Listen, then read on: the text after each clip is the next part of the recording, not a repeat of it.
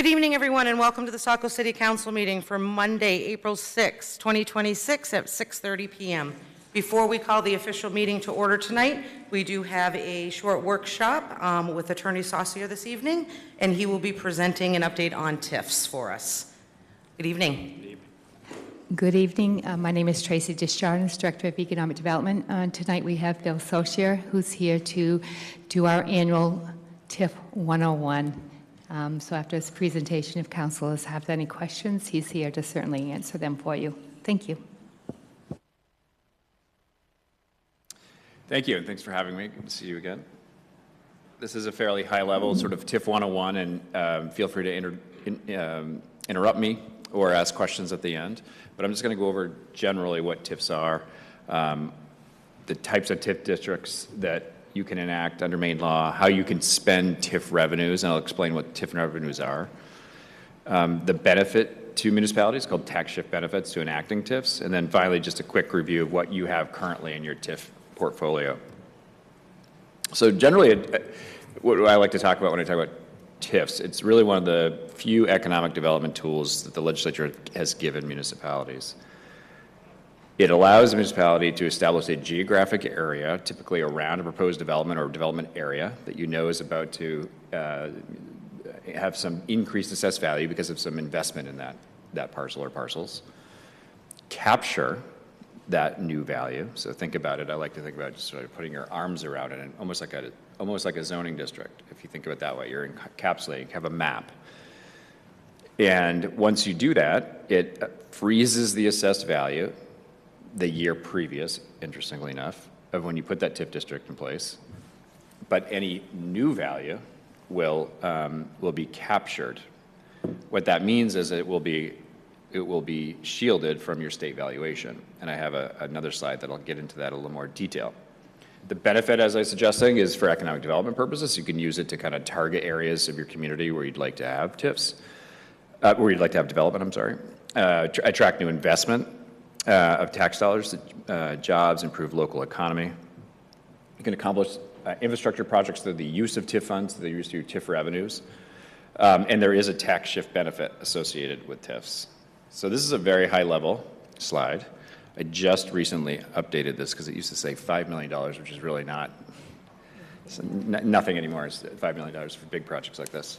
But this gives you a sense of what I was talking about, what it's capturing that original assessed value. So in this example, you've got a base value of a parcel, for example.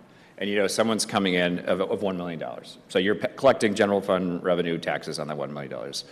There's a proposal to come to your community for someone who's going to spend, in this case, $20 million to have some updated facility.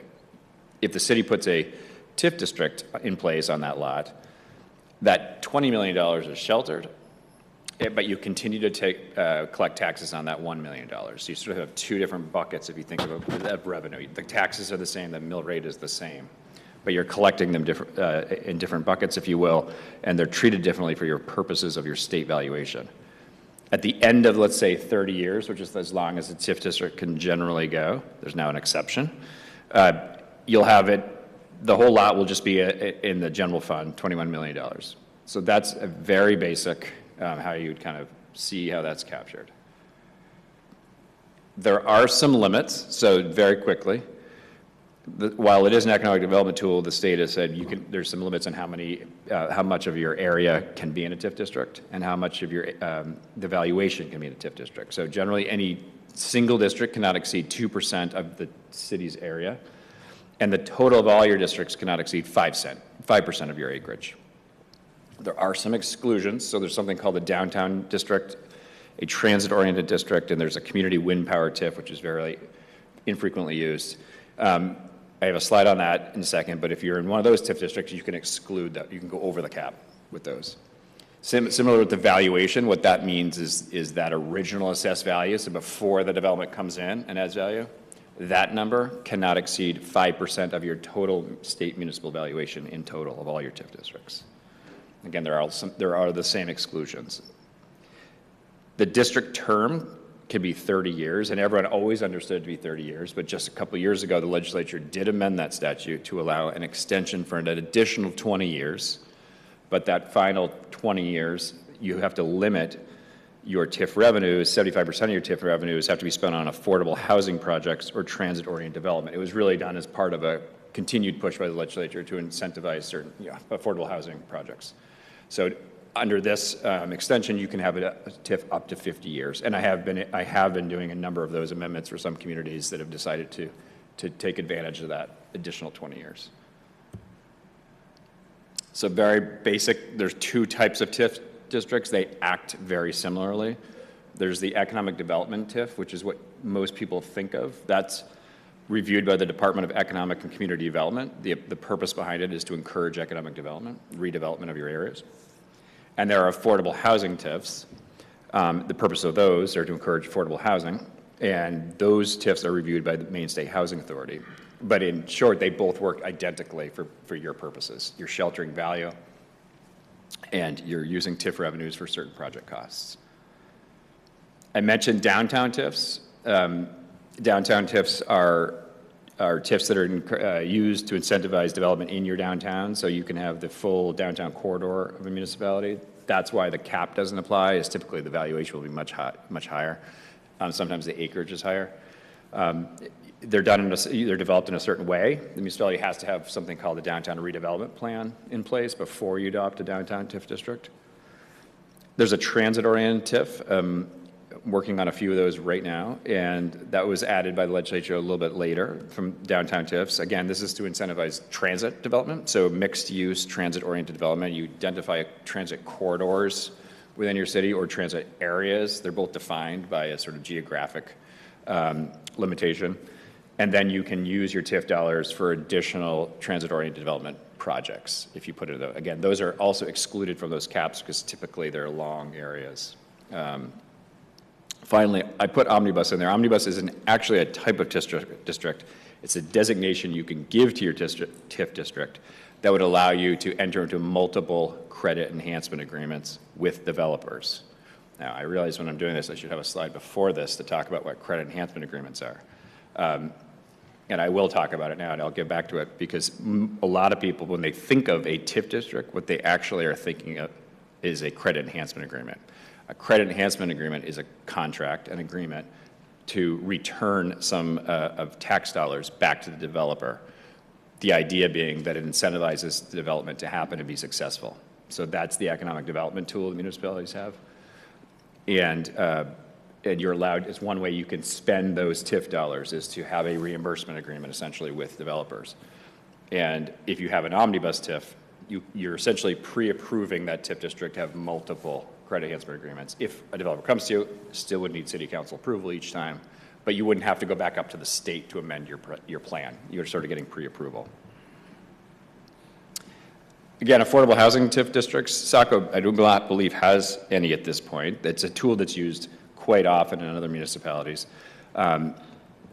There's less of a reason to use them more because the state DECD TIF now you can use for project costs, you can use them for affordable housing purposes.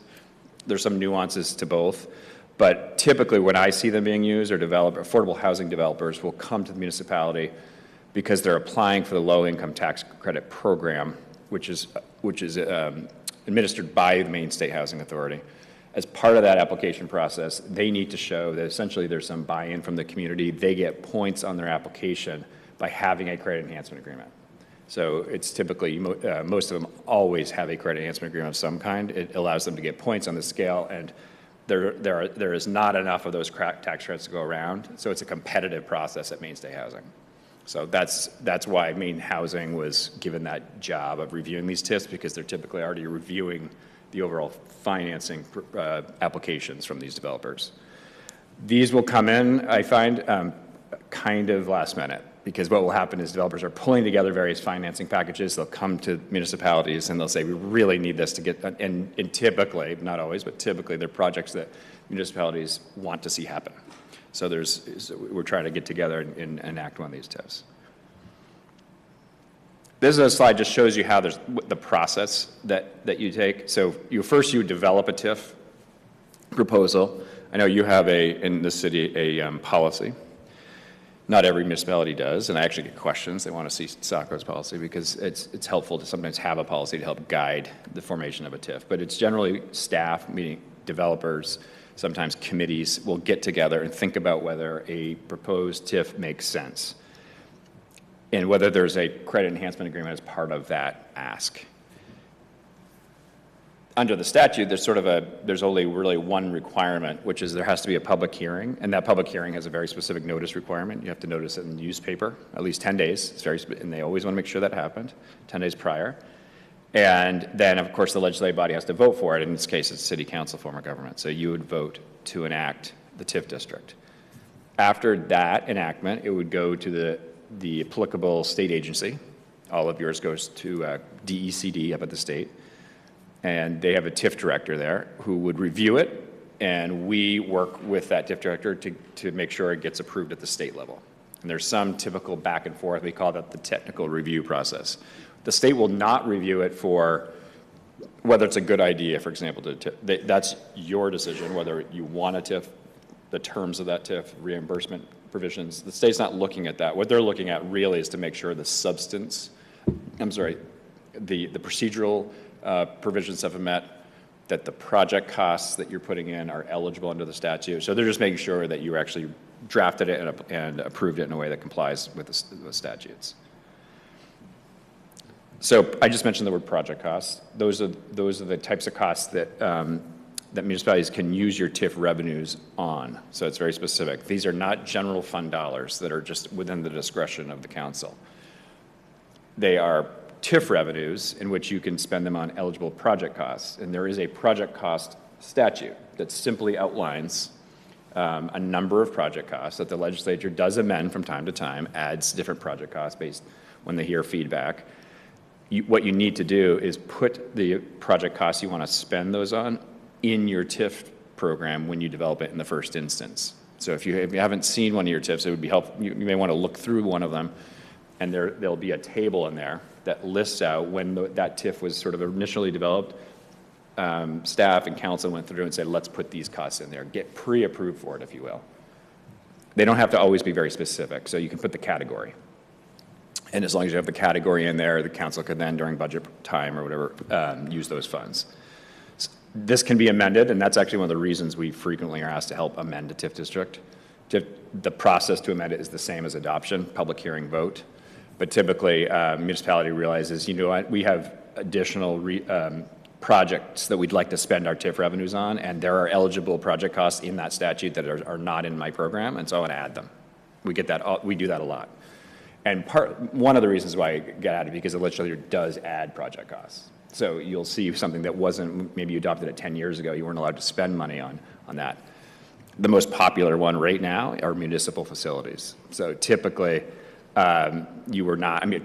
before recently, municipalities were prohibited from spending it on municipal facilities, other than public safety was one of them. It was allowed for a while. But for example, city halls was the famous, you cannot spend TIF dollars in city halls.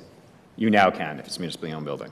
That was amended by the legislature. There are some caps on that, but you can. So a lot of the communities I work with want to add that in as a project cost, or any municipal building actually now. So it's been broadened. Very briefly, there are 3 tiers. I want to get into what that means. And again, if you take a look at the statute, you'll see them listed this way. So tier 1 are project costs that are in a TIF district. So again, you would identify those. What that typically means is the infrastructure, roads, those kind of things that are literally in a TIF district. So you want to filter back in. Tier 2 project costs are costs that are outside that TIF district, but directly related to or made necessary by the TIF district. These are costs that are typically proportional. So one classic one to think about is you need a new pump station. The pump station's outside that TIF district, but it's gonna feed from that system. So you can spend some TIF dollars on that if it was necessary for the district itself. So those are the proportional costs if you think of it that way. The big bucket costs are in tier 3, which are anywhere in the municipality costs, but they typically aren't those infrastructure type costs that I just mentioned. Instead, they are costs like municipal buildings that I just mentioned, economic development programming, recreational trails, broadband, adult and child care, which helps with obviously economic development so people can go to work, there's a various list of project costs. That's what the legislature will tend to amend and add to once they hear, from their constituents. So that's what we like to look at and put in there as a broad enough category as possible. Again, I did skip ahead and talk about credit enhancement agreements. This is also one of the ways you can spend your TIF revenues, again, which is to reimburse a developer, to ensure that business actually does come to your city, you get the jobs, you get the tax revenues that wouldn't be there otherwise. That's the idea behind it. There's a majority, last time I looked, about 60% or so, 50 to 60% have credit enhancement agreements. And again, I think you have the stat here, about 9. You have 8 credit enhancement agreements. I'll get into that a little bit more when we get to that last slide. Okay, sort of finally, tax shift benefit. So what's the real benefit to the community by putting a TIF district in place? So I mentioned that it shelters that increased assessed value, right? So that $20 million investment from that slide would be sheltered. What sheltered means is that the state does not see that in your municipal valuation. So every municipality has a municipal valuation, what the whole city's worth, if you think of it that way. That number is published by the state tax assessor, and it is used for various purposes. But most importantly, what it's used for are the various subsidies that the city receives. So in short, it's a little more complicated than this, but in short, the higher your valuation, the lower your state education subsidies are going to be, and the lower your state revenue sharing subsidies are going to be. That's the money the state shares back from what they collect from their taxes.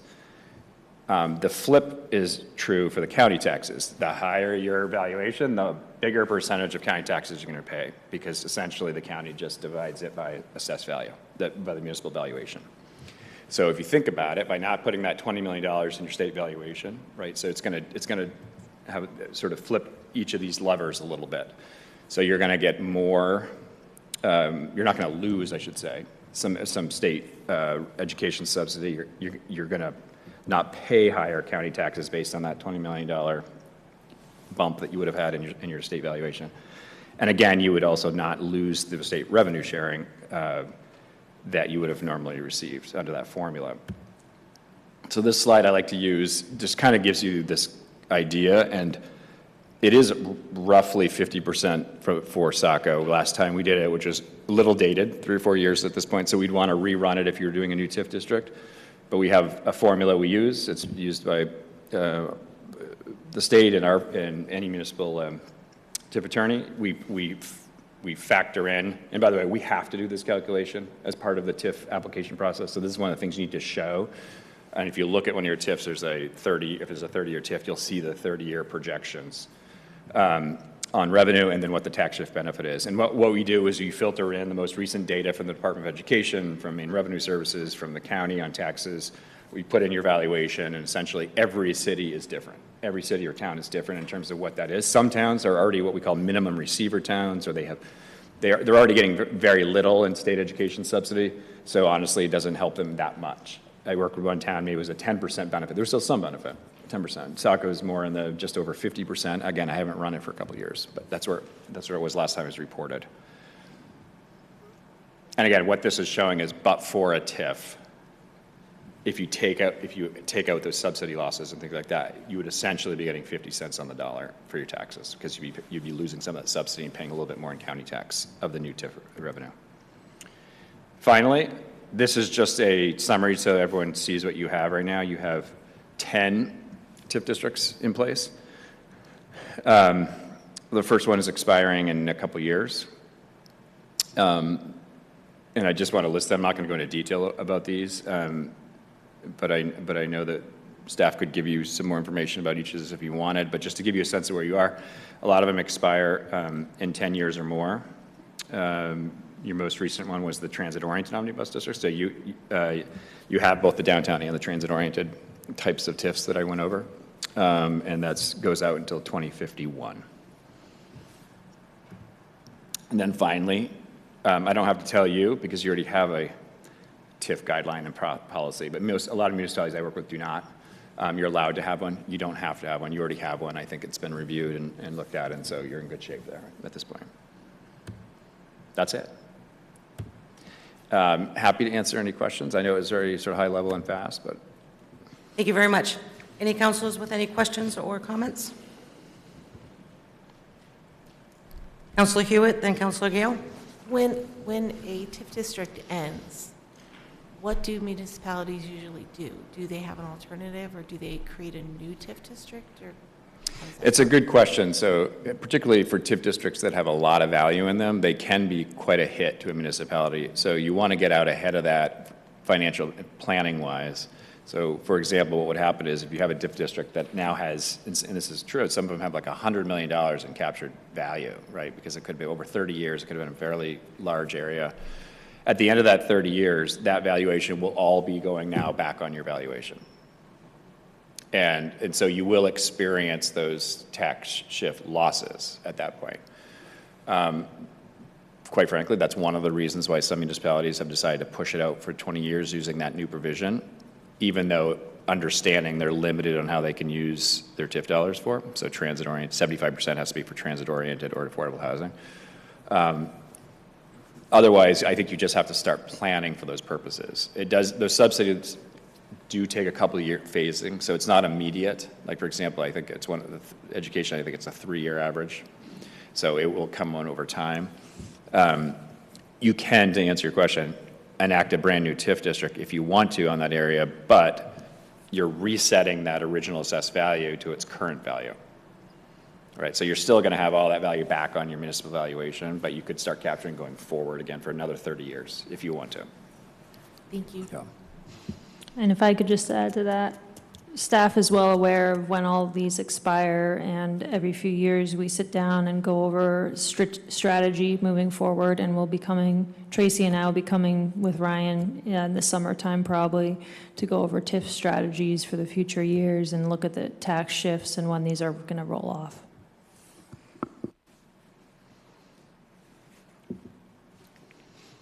So that was going to be the follow-up question to that. Look forward to that. And I guess maybe as part of that discussion, could we talk about whether or not the city is hitting the 5%, either the acreage threshold or the dollar amounts, and kind of strategize? Because it seems like, or I guess I'd be interested to hear what would be the downside of creating, just say 5% of your acreage in TIF districts, and some things maybe result in that, other things don't, but at least that Right. valuation is froze for 20 years.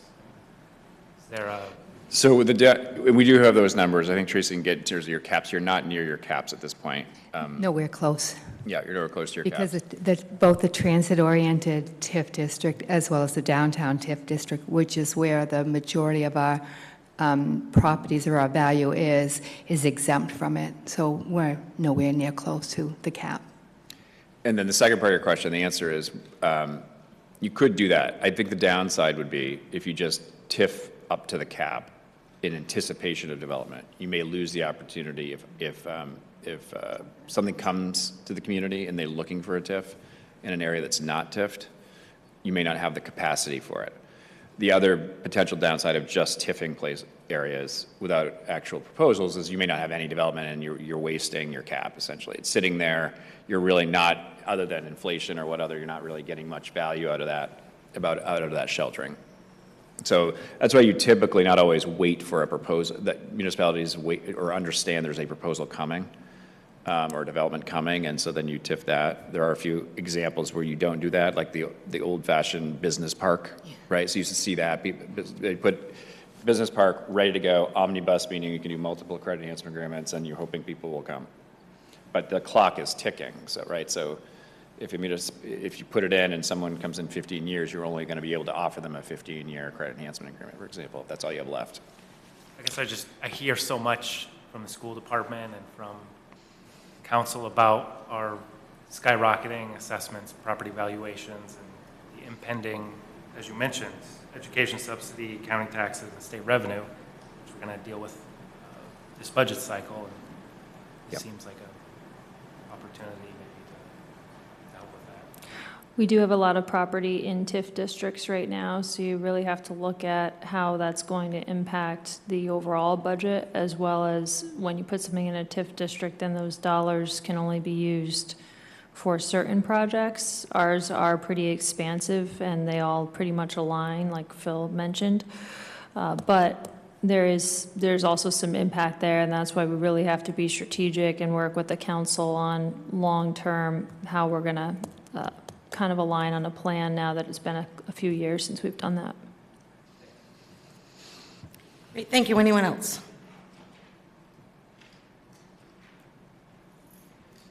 Okay, doesn't look like we're seeing anyone.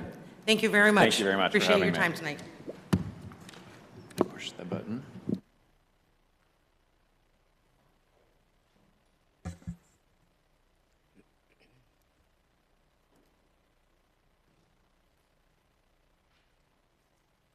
Okay, would now like to call the official meeting to order. Would like to make note of all members present this evening, with the exception of Councilor Doyle, who has been excused. And with us this evening, we also have City Administrator Pelletier. Item number 3, would you please join me for the Pledge of Allegiance? Pledge allegiance to the flag of the United States of America and to the republic for which it stands, one nation, under God, indivisible, with liberty and justice for all. Thank you, everyone. Moving on to item number 4, we do not have anything under general this evening. Item number 5 is committee correspondence to council. Do we have any council members wishing to share? Councilor Edwards? Thank you, Madam Mayor. Amazingly, we still have tickets available, as Saco Main Street tells me, for the 25-year gala. And just to remind those who have not been watching on a weekly basis, excuse me, they will be hosting a 25th anniversary gala on May 16th from 6 to 10 p.m. at Riverwinds Farm. The evening will bring together community leaders, volunteers, past staff, business owners, and supporters to recognize the many people and partnerships that have helped shape our downtown over the past 25 years. If you go to the website, sacomainstreet.org, you can find out a lot more about it and buy your tickets. They're going fast. Not fast enough, though. Thank you. Great. Thank you very much. Councilor Johnston? Thank you. Just wanted to revisit my comments from last meeting at committee correspondence, but specifically my comments from Traffic Safety Committee. I thought they were pretty clear, but seems to be some confusion with the public. So just wanted to reiterate that the Traffic Safety Committee voted, this is in regards to the Route 1 road diet, voted to continue discussions with Maine DOT towards a potential implementation of a road diet demonstration, not a permanent road diet. And again, that vote was just to continue the discussions. It wasn't even a vote to implement a road diet demonstration plan. So I know that we received some emails that was contrary to reality. So I just want that to be clear. Thank you. Great. Thank you very much. Anyone else? Okay, not seeing anyone wishing to speak. Moving on to item 6, that is public comment this evening. We do have 2 members already originally signed up. We will start with those members and then move on to the general public. First up, we have David Aronston. Please step forward, state your name and address for the record, and you will have 3 minutes to address council. Okay. Good evening. David Aronstam, 4 Baxter Lane. I'm actually here on behalf of Mary's Walk. On March 29th, we had the 28th annual Mary's Walk in town. And despite our biggest fears, the weather was pretty good, mid-40s, sunny, and we had nearly 1,000 people take place or participate in the event. So I really just wanted to come and say thank you. I wanted to thank the City Council. I wanted to thank the city in general. Specifically, I wanted to mention the police department because we meet, as a longtime member of the board, we meet with the police department early on and often and literally right up and until and during the event. Deputy Chief Huntress spends a huge amount of time planning for our event. He also spends time with our traffic control volunteers, making sure that they're up to speed on what they need to do So we couldn't certainly do it without that. The chief, I do not want to leave the chief out of this. Every time I see the chief, he has a smile on his face to see me and talk about Mary's Walk. The fire department and the Department of Public Works are just tremendous help on the event. As I said, we have literally probably 200 volunteers from the community, from our local Rotary Club, that help out on that day. As I said, it's our 28th year, which for me as a longtime board member, it's kind of hard to believe that we've been doing this for 28 years, but we have. And we're close to, 3 full decades. This year we had, like I said, it seemed like we had more than 1,000 participants. We had lots of families, we had lots of elderly, we had lots of young people. It was just a really good day. And what I usually say to people ask me often, why do you keep doing Mary's Walk? And I said, well, I get to see people that I haven't seen all winter. They come out for the spring. Almost everyone has a smile on their face. Everybody is glad to see one another. It's not a bad day. So for a little bit of work, it's worth it. And on top of that, we tend to raise what I think is just an enormous amount of money for Maine Cancer Foundation. This year we raised $170,000. So $170,000 is going to go to people in our state, in our community that are afflicted with cancer, and will help them not only with their medical bills and or medical needs, but also just in general help them with their daily lives. So on behalf of Mary's Walk and on behalf of myself and my wife, who are longtime board members and Saco residents, thank you. Thank you, David. Okay, next on the list, we do have Ted Soroy.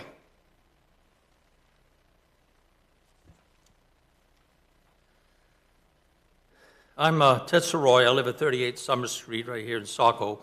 I am the adjutant for Legion Post 26, which has over a dozen Saco residents as part of its membership. Thank you for allowing me to speak tonight. On July 17, 1862, Congress authorized President Lincoln to create national cemeteries for the burial of soldiers who died in service. In 1873, this was expanded to include all honorably discharged veterans. Before the cemetery system was established and expanded to all states, many veterans were buried in local church cemeteries or in private lots. Unfortunately, today, many churches maintaining these cemeteries have ceased to exist. Also, the family members of some of these veterans have moved on or have become too elderly to maintain their family burial plots. Maine has had long held laws requiring municipalities to maintain veterans' graves. These mandates were significantly strengthened and clarified in 2014 by the passing of LD 1662, called An Act to Clarify Law Governing the Maintenance of Veteran Grave Sites. In that law, a municipality's responsibility are as follows. I'm quoting from the law. The municipality in which that burial ground is located, in collaboration with veteran organizations, that'd be us, cemetery associations, civic and fraternal organizations, and other interested persons, shall keep in good condition all graves, headstones, monuments, and markers of revolutionary soldiers and sailors and veterans of the armed forces of the United States. This is to the best ability given to the location accessibility of the ancient burying grounds. The municipality shall keep the grass, weeds, and brush suitably cut and trim on those graves from May 1st to September 30th of each year. I'm here to report to you today that thanks to the efforts of Saco Parks and Recreation Department, Saco appears to be in full compliance with this state law. And so from us veterans, I want to thank the entire city of Saco for doing so. Besides maintaining Rendezvous Point Burial Ground and Pepperell Park Cemetery, I know that Parks and Recs have been given access to 2 more veteran burial grounds. One is the Merrill Family Cemetery off of Flock Pond Road, and another is a Phineas Merrill. I guess there was a lot of Merrills in that area. Phineas Merrill Cemetery next to the Cloverleaf development. I'm sure more will be coming as they are located and access is granted. We hope that Saco City Council approves the budget of our Parks and Recreation Department so they continue their great work. Thank you very much. Thank you, Ted, and thank you for your service. Okay, that completes everyone who has previously signed up. Any members of the public wishing to speak, please step forward, state your name and address for the record, and you will have 3 minutes.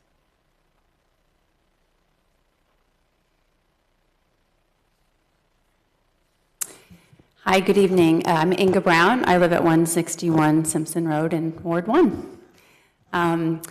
Council, I apologize. I sent you a late communication this afternoon related to, this is consent item A, confirm the mayor's appointment to the Lucia Kimball Deering Trust Board. I'd ask you to, if you have a chance to review my comments, I want to be very clear from the onset that my comments this evening have absolutely nothing to do with the nominee. Hard stop. My comments this evening are related to the Citizens Grievance Ad Hoc Committee report that was accepted by the council this past July. And in accepting that report with a unanimous vote, I understand that that does not mean that you agreed with all of the recommendations in that report, but that the council as a body agreed the report was well written and it was well researched and it was accepted as a valid report. In my communication to you, I highlight several of the recommendations from the Grievance Ad Hoc Committee's report, and I'd like to read a couple of those at least into the record. In full disclosure, I attended almost every single one of those ad hoc meetings. Those were open to the public. I found them extremely valuable, and the record is very clear that the committee found in no uncertain terms that the trustees of the Lucia Kimball Deering Trust had exhibited a somewhat consistent historical pattern of neglecting to meet their responsibilities as outlined in City Code Chapter 15. Some of the recommendations from the committee, which are now in your hands, these recommendations are for you as the council to discuss and to dig into. And I find that a nomination to the committee at this point is it's out of time. It's in the wrong order.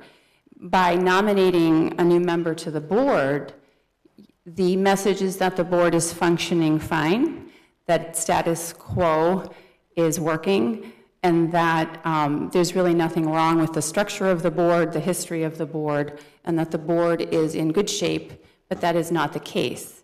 So I'll keep my eye on the clock. Just wanted to read a couple of recommendations to you. This is from the report, and I'm glad to see that former Councilor Gunn is here, Councilor Johnston is here, and as also written by former Councilor Hatch, that the City Council consider to vote to relieve all current trustees, including those trustees with lifetime terms, that the Council consider requesting that all historical, legal, and financial records of the trust be submitted. These are on page 7 of the report, Council. I draw your attention to the recommendations on page 7, and I believe your full review of those recommendations must come before another expansion of the board, regardless of the nominee. This has nothing to do with the nominee at all. The Saco Code of Ethics requires that the policy be discussed and processed in the public. And we are talking about process issues with the Deering Trust, and those have been long-standing issues. And as a citizen, I submitted in October of 2024 with other co-filers a call to action to the council to review the trust, and that needs to happen. And you have the report, which is an action item really for your full review. So I urge you this evening to table the nomination until you can do that work that the trust demands for full public transparency and accountability. Thank you. Thank you. Any other members of the public wishing to speak? Okay, not seeing any members wishing to be addressed. Moving on to item 7, that is the approval of the minutes for March 30th, 2026. Is there a motion? Motion to approve. Counselor Hewitt. Motion has been made by Counselor Hewitt. Is there a second? Second. Second by Counselor Parks. Any discussion or question or comment on the minutes? Okay, not seeing anyone seeking recognition. Roll call vote. Counselor Edwards? Yes. Counselor Parks? Yes. Counselor Anand? Yes. Counselor Gale? Yes. Counselor Hewitt? Yes. Counselor Johnston? Yes. Motion to approve the minutes passes 6-0. Moving on to item 8, that is the consent items, and there are 4 this evening. Item A is to confirm the mayor's appointment to the Lucia Kimball Deering Trust Board of Gene Saunders. Item B is to confirm the mayor's appointment to the Historic Preservation Commission, David Aronston as an associate member, and promoting from associate to regular member Elizabeth Johnston. Item C is to confirm the mayor's appointment to the Traffic Safety Committee of Arthur Archie. And item D is to confirm the mayor's reappointment to the Shoreline Commission of David Plavin, Mark Barassa, and Richard Millard. Is there a motion to approve the consent items or any item wishing to be moved? Councilor Johnston. I'd ask that we pull item A and B.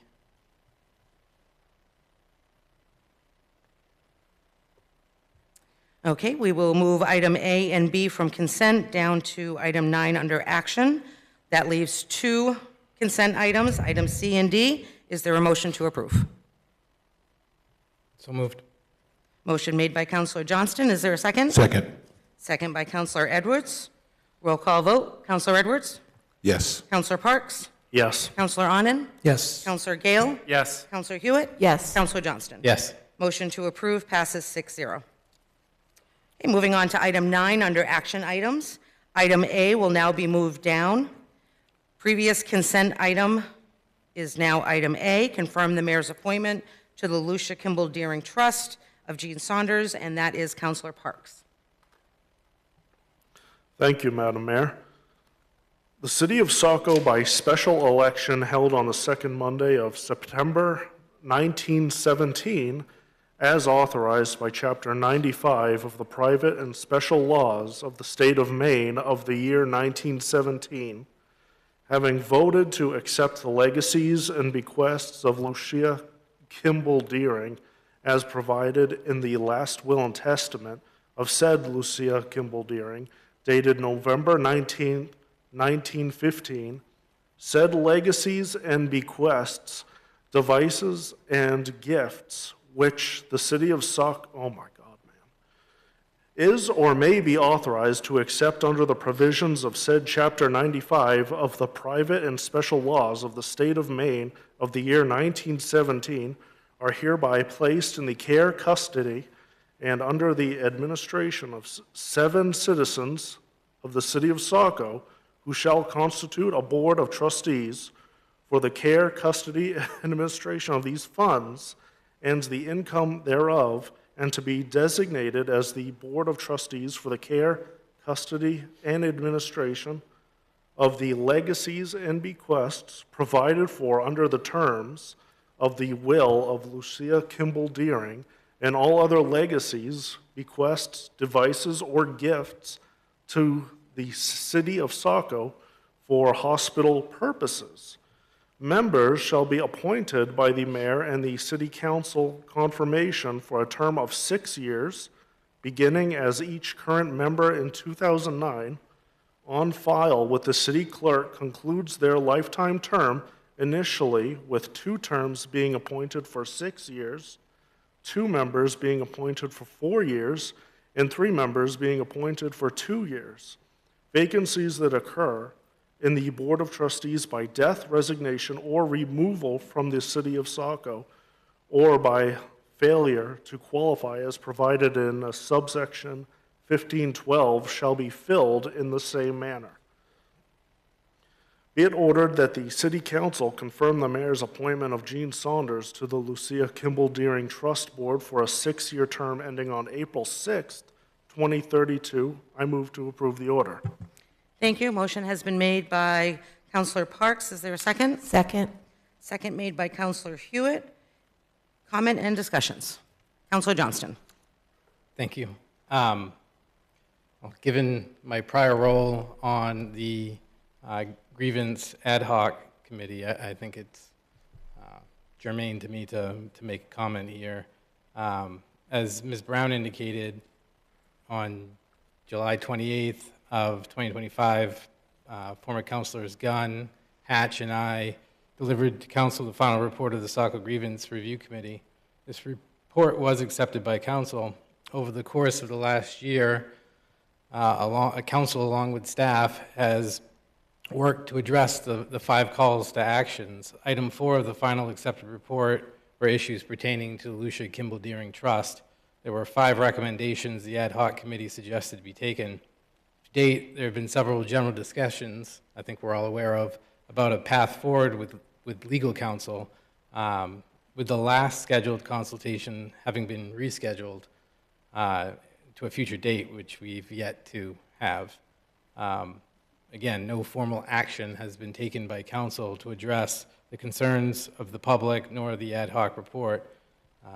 I've long held that procedures and process matters, and given that there still appears to be an outstanding matter about the future of the Lucia Kimball Deering Trust, I can't support an appointment to the board which lies in question by the public and council members. Again, as Ms. Brown indicated, my opposition is not the appointee. Far from it. It's just that this vacancy has existed for a substantial period of time, and it was always under my impression that we were going to address the outstanding issue before we make future or additional appointments.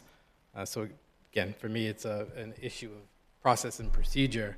I was going to make a motion, but I will give my fellow councilor an opportunity to speak. Thank you. Anyone else? Okay. Councilor Hewitt? Yeah. Councilor Johnston makes a good point, and so does Ms. Brown. But I do feel that until we resolve this with legal counsel and the council moves forward, I don't see the harm in appointing a member of the community that has been so upstanding and so effective in other ways in the community that it would benefit the Lucia Kimball Deering Trust. Thank you. Anyone else? Councilor Edwards? I would just second what Councilor Hewitt said. I do believe that we can do several things at the same time, and I don't believe we have to shut down everything to proceed with the appointment of a new member of that board. Thank you. Anyone else? Councilor Johnston? I would move to table the appointment pending future consultation with the city solicitor.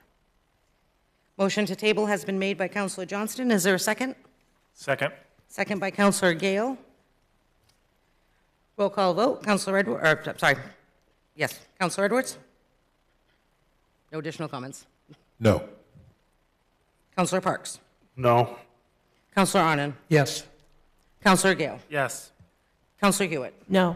Councilor Johnston? Yes. Motion passes, motion is tied 3-3 with the mayor on the deciding vote, and I will, at this time, vote yes. So the motion fails 4-3.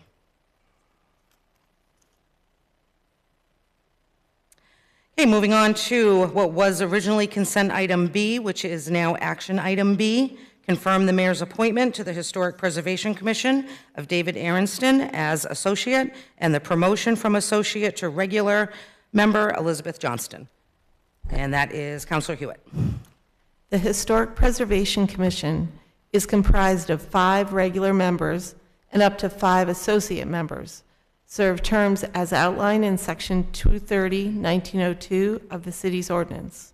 Mayor McPhail has recommended the appointment of David Aronstam to the Historic Preservation Committee as an associate member to fill a vacant seat created by the resignation of Thomas Hardy and to finish up his term expiring on June 30th, 2026. Mayor McPhail has also recommended that Elizabeth Johnston be promoted from associate member to regular member on the Historic Preservation Commission with a term expiring on June 30th, 2026. Be it ordered that the City Council confirm the mayor's appointment of David Aronstam as an associate member to the Historic Preservation Committee with the term expiring on June 30th, 2026, and for the promotion of Elizabeth Johnston from associate member to regular member on the Historic Preservation Committee for a term expiring June 30th, 2026. I move to approve the order. Motion has been made by Counselor Hewitt. Is there a second? Second. Second by Counselor Onen. Any discussion or comment on this item? Before actually we start that, I do want to make a small correction. Counselor Elizabeth Johnston is moving up to replace Thomas Harvey as a regular. We are bringing in David to replace Elizabeth's position as associate. All right, any additional questions or comments? Counselor Johnston. I support both the nominees, but given that one of them is my mother, I would be abstaining from the appointments. Okay, thank you very much. Any other questions or comments? Counselor Hewitt? I support both nominees as outstanding members of the community who continually serve us and do a great job. Great. Thank you very much. Anyone else? Okay, not seeing anyone. Roll call vote. Counselor Edwards? Yes. Counselor Parks? Yes. Counselor Onen? Yes. Counselor Gale? Yes. Counselor Hewitt? Yes. Counselor Johnston? Abstain. Great, thank you. Motion passes 5-0 with one abstention. Okay, that formerly item A of action items, now action item C, is the public hearing, which is the renewal application for a special entertainment permit for Hewitt Seafood LLC, and that is Counselor Onen.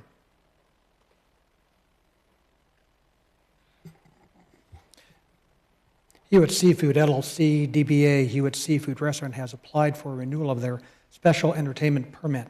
The applicant has paid all applicable permit fees, and the clerk has properly advertised a public hearing in accordance with the Saco City Code, Chapter 93, Entertainment, Section 93-2. The clerk has also checked with Code Enforcement, Finance Department, Fire Department, and Police Department, and there are no concerns. I move to open the public hearing. I move to close the public hearing, and be it ordered that the City Council grant the renewal. Nope. We'll just take the first one to open the All public right. hearing. Public hearing is open. Thank you. Motion has been made to open the public hearing by Counselor Onen. Is there a second? Second. Second by Counselor Edwards. Roll call vote. Counselor Edwards? Yes. Counselor Parks? Yes. Counselor Onen? Yes. Counselor Gale? Yes. Counselor Hewitt? Yes. Counselor Johnston? Yes. Motion to open the public hearing at 7:22 passes 6-0. If there are any members of the public wishing to speak, please step forward, state your name and address for the record, and 3 minutes.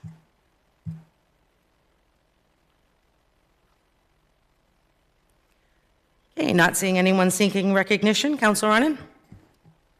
I move to close the public hearing, and be it ordered that the City Council grant the renewal application submitted by Hewitt's Seafood LLC, DBA Hewitt's Seafood Restaurant, for a special entertainment permit to be concurrent with the establishment's liquor license.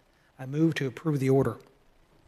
Thank you very much. Motion to close the public hearing and issue permit has been made by Counselor Onen. Is there a second? Second. Second by Counselor Edwards.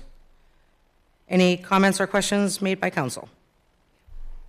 Counselor Hewitt. Hi, I just want to say for the record, although my name is Hewitt, I am not related to the owners of Hewitt Restaurant, but I also want to declare I do have a child that works here in the summer, so if anybody wants me to recuse myself, let me know. Any councilors okay with Counselor Hewitt voting due to her son being an employee? Okay, great. Thank you. Anyone else? Roll call vote. Counselor Edwards? Yes. Counselor Parks? Yes. Counselor Onen? Yes. Counselor Gale? Yes. Counselor Hewitt? Yes. Counselor Johnston? Yes. Motion passes 6-0. And that completes the action items this evening. Moving on to item 10, under new business, we do have the first set of our fiscal year 2027 budget presentations this evening. Welcome to all staff. Thank you for being here tonight. And first on the list, we do have actually, first off, does anybody need a 2-minute break before we jump into presentations? All right, looks like we're all set. Okay, we will go forward. All right, first on the list, we do have assessing, and they will present their fiscal year 2027 budget book, which is on page 69 of your book.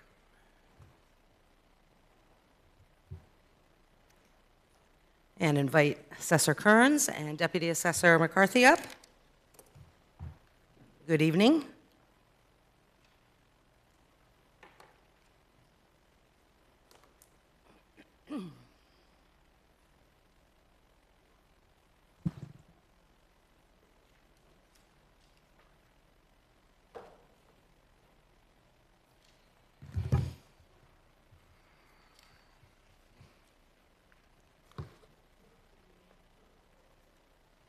Now it's on.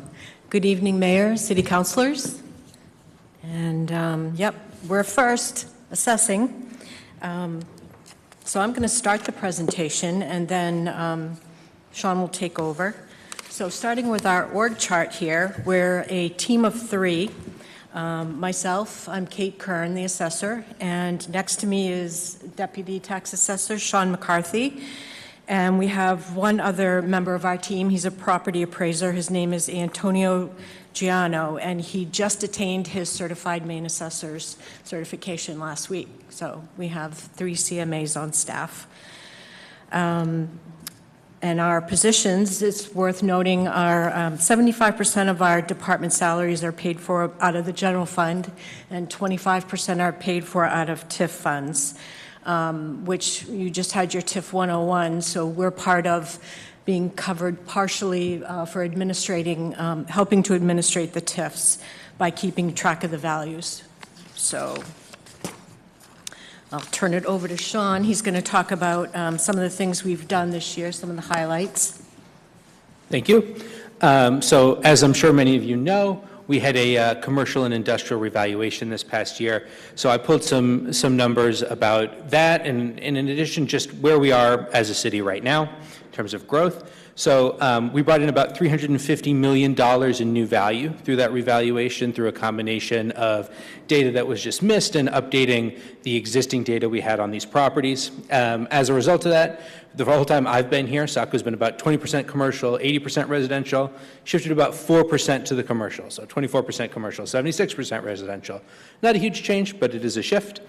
After that, all of that work has been done. We're at a total city value of $4.6 billion. That's a 97% increase since 2017, just to give you some sense of the growth the city has seen. In keeping with that, in 2025, the median single-family home sold for $610,000. That's not assessed value, that's what they sold for on the open market. In keeping with that, we've been trying to push exemptions as much as we can. As of right now, we've got about 4,600 exemptions that are saving Saco taxpayers about $1.5 million in total across all of those different exemption programs. And we currently have just over 9,000 parcels in the city, individual parcels of land. That's an increase of a little over 600 from 2017 when we had 8,411. So the city is growing. I'm sure we all knew that, but this helps sort of put it into perspective. For FY26, some of the things we did, I already touched on the first one. We did the full commercial and industrial revaluation that hadn't been done in decades. No one really knows when the last time that was done, so it was long overdue. The vision data collectors that went out, I'm sure you all saw them or heard about them. The results of that were fully implemented this past year. You're not seeing the results of that on your tax bills that you're paying right now, but you will going forward. We also launched a new public-facing GIS viewer. It's called Access GIS. You can get to it right on the Assessing Department webpage, from the city's webpage, and it will show you anything you could. It basically takes our assessing database and puts it on the map. You can click on properties, you can see the information we have on file about them, search around the city.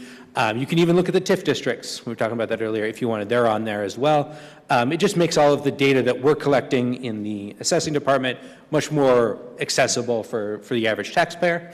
And that's being updated weekly at this point.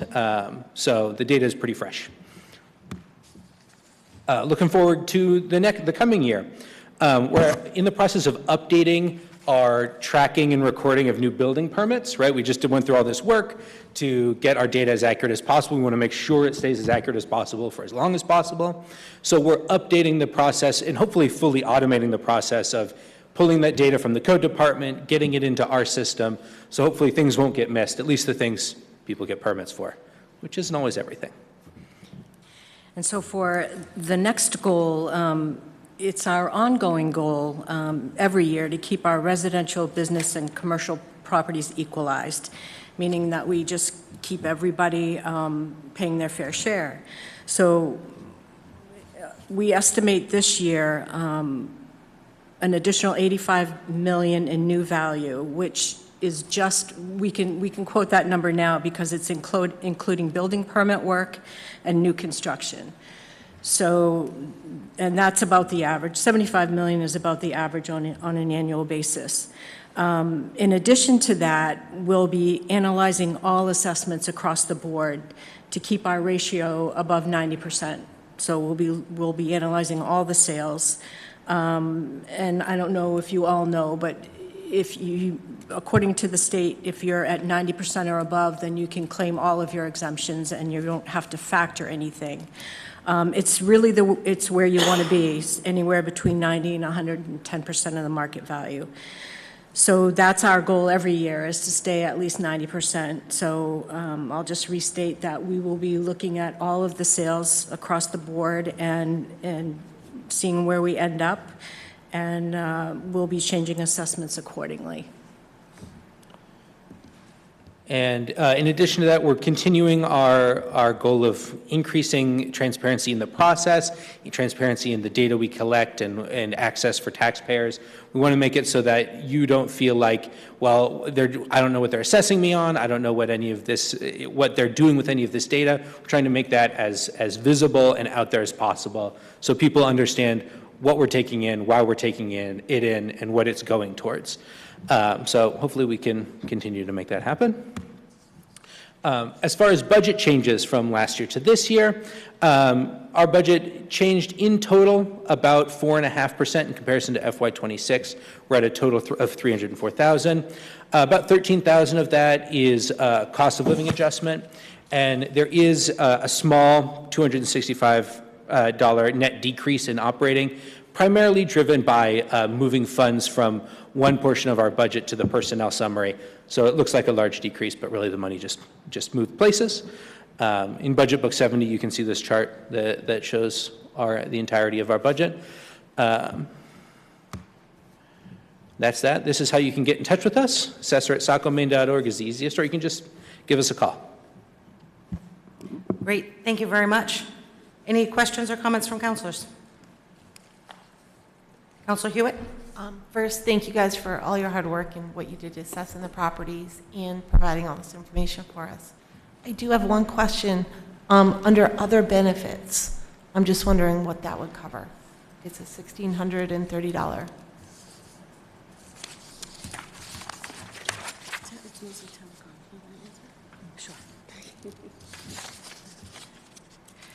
So one of the initiatives this year, throughout all the departments, you're going to see a little bit of shift in that particular area and other benefits. If you look down into the detail below the salaries and benefits, there's a line item called telecom, which pays for most of like the internet service and other telephone lines. But in the past, we also had cell phone reimbursements that are paid through payroll for certain employees who do get a stipend for using their personal cell phone. So this year we took an initiative to switch that from below the line and move it back up to the personnel section where it belongs. Thank you. Thank you. Anyone else? Councilor Gale? So thank you, echoing those sentiments. Thank you for all the hard work. It seems like you all are kind of in between a rock and a hard place, as a number of other departments are. But can I just ask at a high level here? So you had mentioned the 90%. Mm-hmm.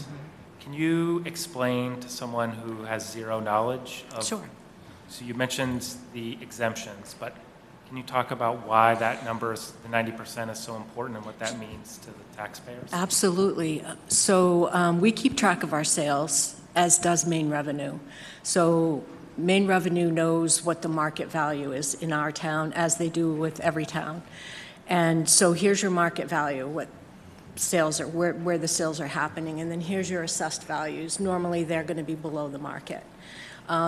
If you fall too far below the market value, then they say, well, that's not really good, we're going to cut into your exemption. So you get if you fall below 90%, they start factoring, which means if you have a $25,000 homestead exemption and your assessment ratio for your town at the time of commitment is 60, 70%, then they're going to cut into that exemption as a way of telling you, you need to bring your values up closer to market value.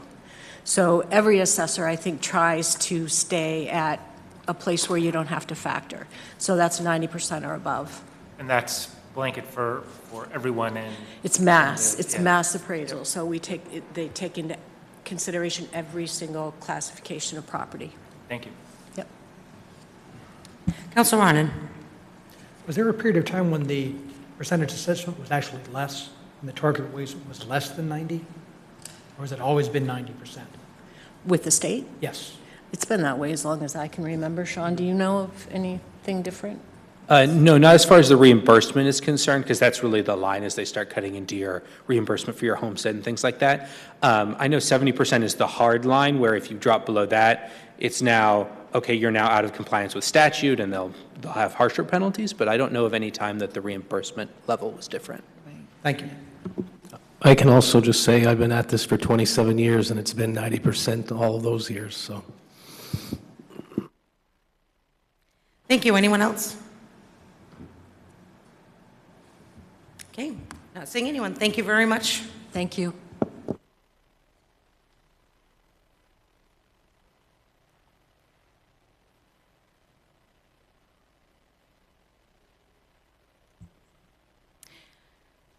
Okay, moving on. Next up, we do have presentation from facilities, and this is page 106 of your budget book.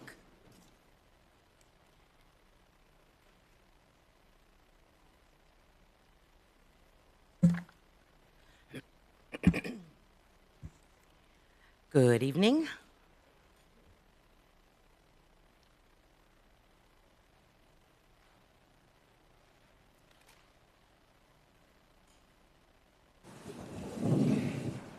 Good evening, everybody. Madam Mayor, City Councilors. My name is Don Roth. I'm the Facilities Director here in Saco. Sitting to my left is Andrew Saxa. He is our Deputy Director. As you know, we take care of not just the city buildings, but also all the schools as well. So we kind of work together on a lot of that.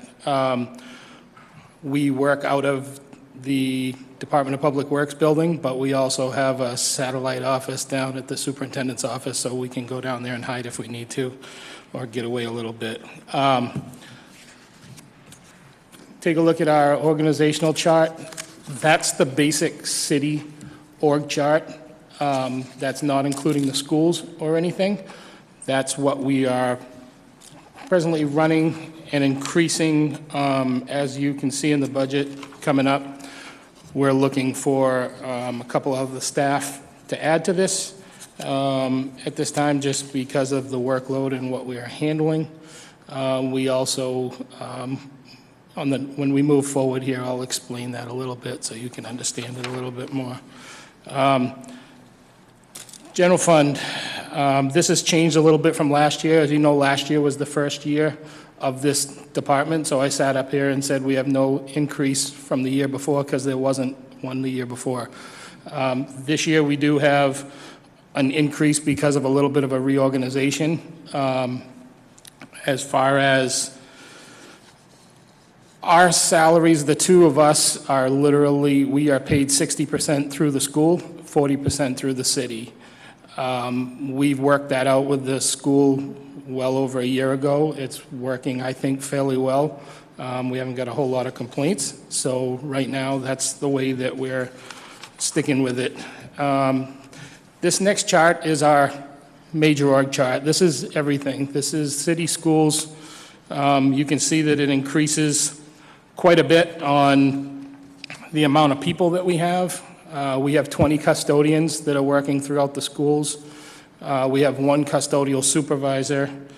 We have our maintenance technicians, 2 separate ones for the schools, and we have 4 we will be having for the city. We actually have a .5 person, which when I looked to increase our staff a little bit, I went to the school department. The school department agreed to fund half of that person as well so that we can mix back and forth between both of them. We do intertwine our maintenance staff depending on the projects that are going on. They work for us, we work for them. So it's a pretty good, comfortable group with everybody working together and helping out for a lot of the big projects that we do. This next slide is our budget overview. As you can see, that awful number down on the bottom, that 42.3%, that is basically what we've done, and Judy's sitting here in case I screw this up next to me. Basically what we've done, and we probably should have done it the first year, but it was done very quickly, is we've taken everybody's basically maintenance line that's from all the departments, Public Works, Police, Fire. Typically, I work with all of those anyway. They allocate that money, and I do the repairs, the maintenance work, whatever it is we do, and we use that. What we've done this year is move it all into the facilities line instead. So there's basically, $143,000 that just got thrown in there for us to use, which we already do that with the schools. With the schools, everything goes into the facilities budget, and we work out of that, and we code it with whatever one, and each one has a budget, and we'll do the same with this as well. We've had real good luck with all of our directors working together on this. Obviously, we try to save them money wherever we can. That's the best way we can keep up the buildings. We work with them along with our capital plan as well. That helps us quite a bit. These are the budget changes as it is. This shows that giant increase, which is basically the movement of money coming across from all of those budget lines from all of the other departments. We have looking to add 2 people, which is really 1.5, with the school kicking in half of it. We have some COLA adjustments, which is going to increase our salary line. We're also looking to take over Dyer Library and the Saco Museum, work with them as well to take care of their facilities. We've already helped out this winter with the snow removal and all of that kind of stuff, working with Sophie, trying to make sure their building stays up to snuff. We got a really cool tour of the building a couple of weeks ago, and if you ever crawled through some of these old buildings, it's just as cool as any other one, pretty much. So that's one of the other big changes for us this year. The next slides I'm going to fly right through real quick. That's why I printed them out so you could see them in front of us. As you know, last year we implemented MaintainX, which is our software program that we use for doing our work orders, our PM orders, all of that kind of stuff. We're still getting that program full, but as far as all of our work orders, basically with municipality, if it takes more than 15 minutes of my guys to either drive there and get there, we try to create a work order for it. If they're going to be working on something for 15 minutes, we obviously don't go move a chair into an office and create a work order for it. That's not why we're there. We try to make it so they all stand out. The biggest thing is it gives us tracking so that we can see what we're doing. It also keeps track. On a typical day, we're going to get anywhere from 100, 300 emails. And if you call me and ask me for something, it's liable to just get answered and then it disappears into the wind, kind of like the home projects do, the same thing. So this actually kicks in for us, reminds us, and the biggest thing for that with the facilities and municipal and school is the PMs that we have to do. As many of you know that have been here a while, our PMs were non-existent for a lot of years. We basically waited until it broke until we fixed it. And we have gotten way past that now. We kind of try to keep up with that. Next slide is the school. These are work orders with them. You're going to see it looks a little bit higher. It's not because we spend more time there. It's because their work order program is much older than ours, has a lot of PMs. We are happily down into under double digits on that work order program where we were in the thousands a couple of years ago because it was still left from when the RSU was there and a lot of it hadn't been cleaned out. So we have been slowly working through that and taking care of it. This next slide basically gives you a kind of an idea of this year where we're at. That municipal total is going to keep increasing. We've been adding a lot of PM stuff to that. Those PMs kick back for us every year, even opening the bathrooms in the spring, closing the bathrooms in the fall. Those kick out work orders. Andrew's done a great job with getting these in the program. Our elevators, our smoke alarms, our fire alarms, our sprinklers, everything is in a PM program now to kick us and remind us that we have to do this. These are all things that aren't just because we should do it. These are things because a lot of times it's state mandated that we do it. The school is very big on that. There's a lot of things in the school that has to be done, and life safety is real important to me, especially. And even though I know we're building a new school, we still have kids in those schools for another couple of years, so we can't just let them fall down and not have a safe school for the kids to be in. This is just a list of some of our preventative work orders that basically go round and round all the time. Emergency lighting, AEDs, a lot of our equipment maintenance we try to keep up, from a floor machine to any of our air handlers. Elevators are there's a lot to do to them. We have to have monthly inspections, we have to have yearly inspections, we have to do recertified every single year. All of those need to stay up to date to make sure that we're not only safe, but we're meeting the guidelines of everything. Our HVAC filter replacements was not happening anywhere in the city for a lot of years throughout all the buildings. We've tried to make that a point to make sure where a lot of our city and schools, we buy our own air filters to save a ton of money, and we stock them for our HVAC people to take care of as well. So again, if we can save $1 somewhere on that side of it, we do. A lot of our smaller air handlers, we can do a lot of the work ourselves. We do it ourselves already. Here's a kind of a real quick list on our reporting options. This gives you a breakdown kind of PMs and, our reactive, what we do every day.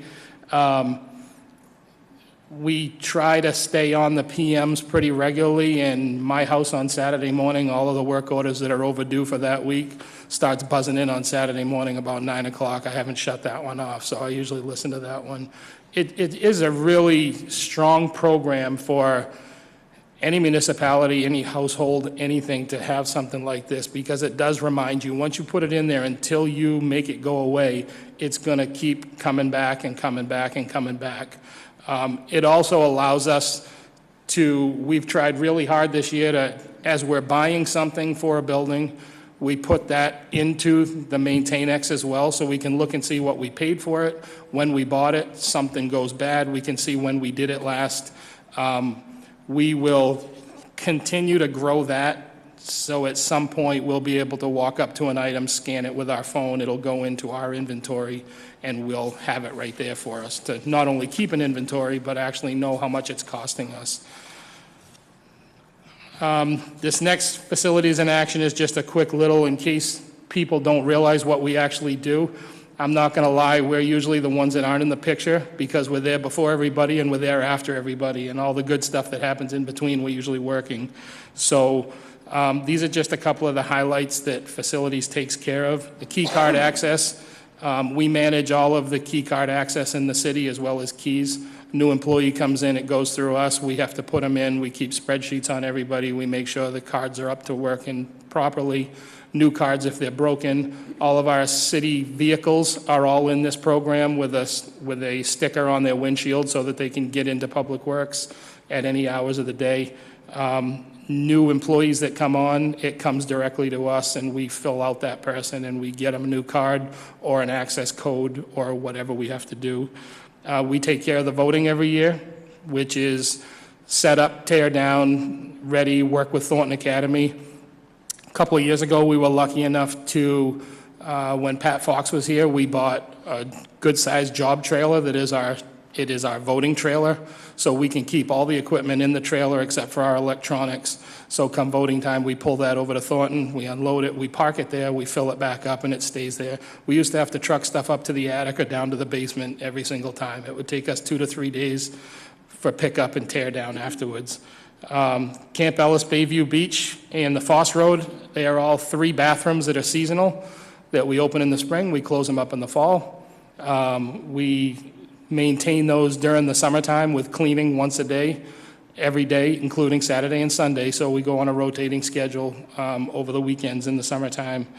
We also help with the ADA mats at Bayview, which if you've ever been down there and seen somebody in a wheelchair come down and go down to the beach, it's a very well-liked item. I'm thrilled to be able to put it out every year. We always have somebody waiting usually while we're doing it.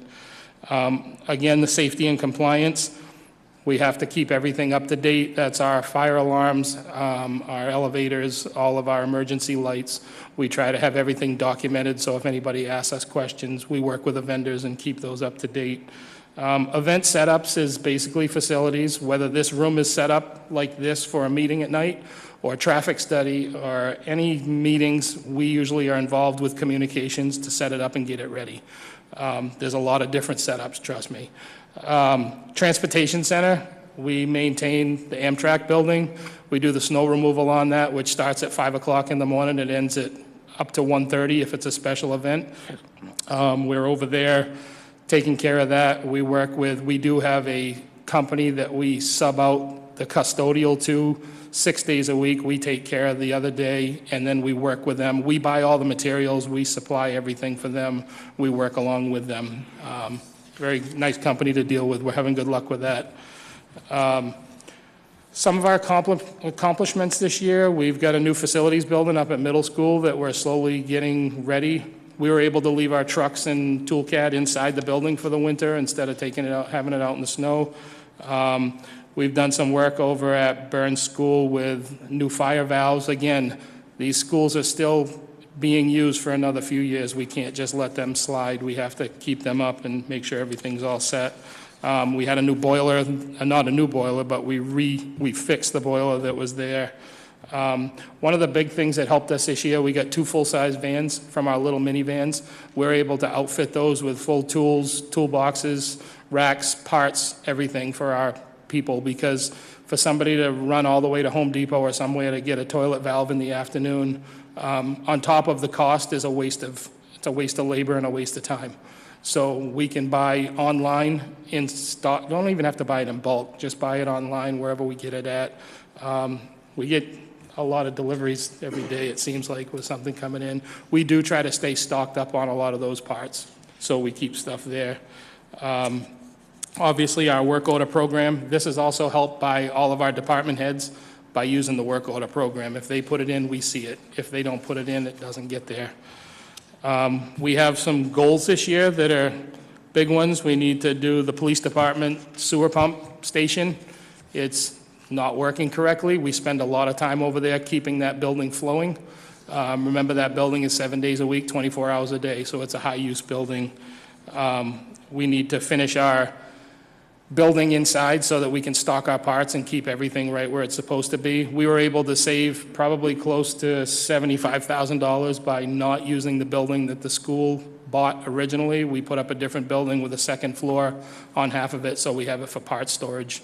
In the meantime, we've also worked with the school department. There will be a new building, hopefully this summer, up at the Foss Road for Ryan and Parks and Rec to use to keep all their lawnmowers and all of that kind of stuff in, for a VersaTube building that we're getting prices on and getting that installed this year. And the building was basically a here you go because it was extra left over. So it's only costing the city the building part of it, not for the materials. Parks and Rec, where again, that building's gonna stick around for a while.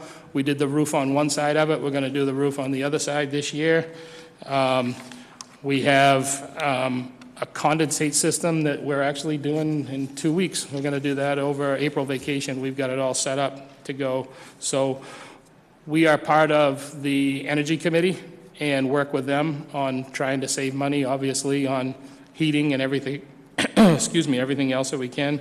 And again, working with all of our local contractors to try to keep everybody, make sure they're working for us as well. So this next slide shows you a real quick overview of the new school.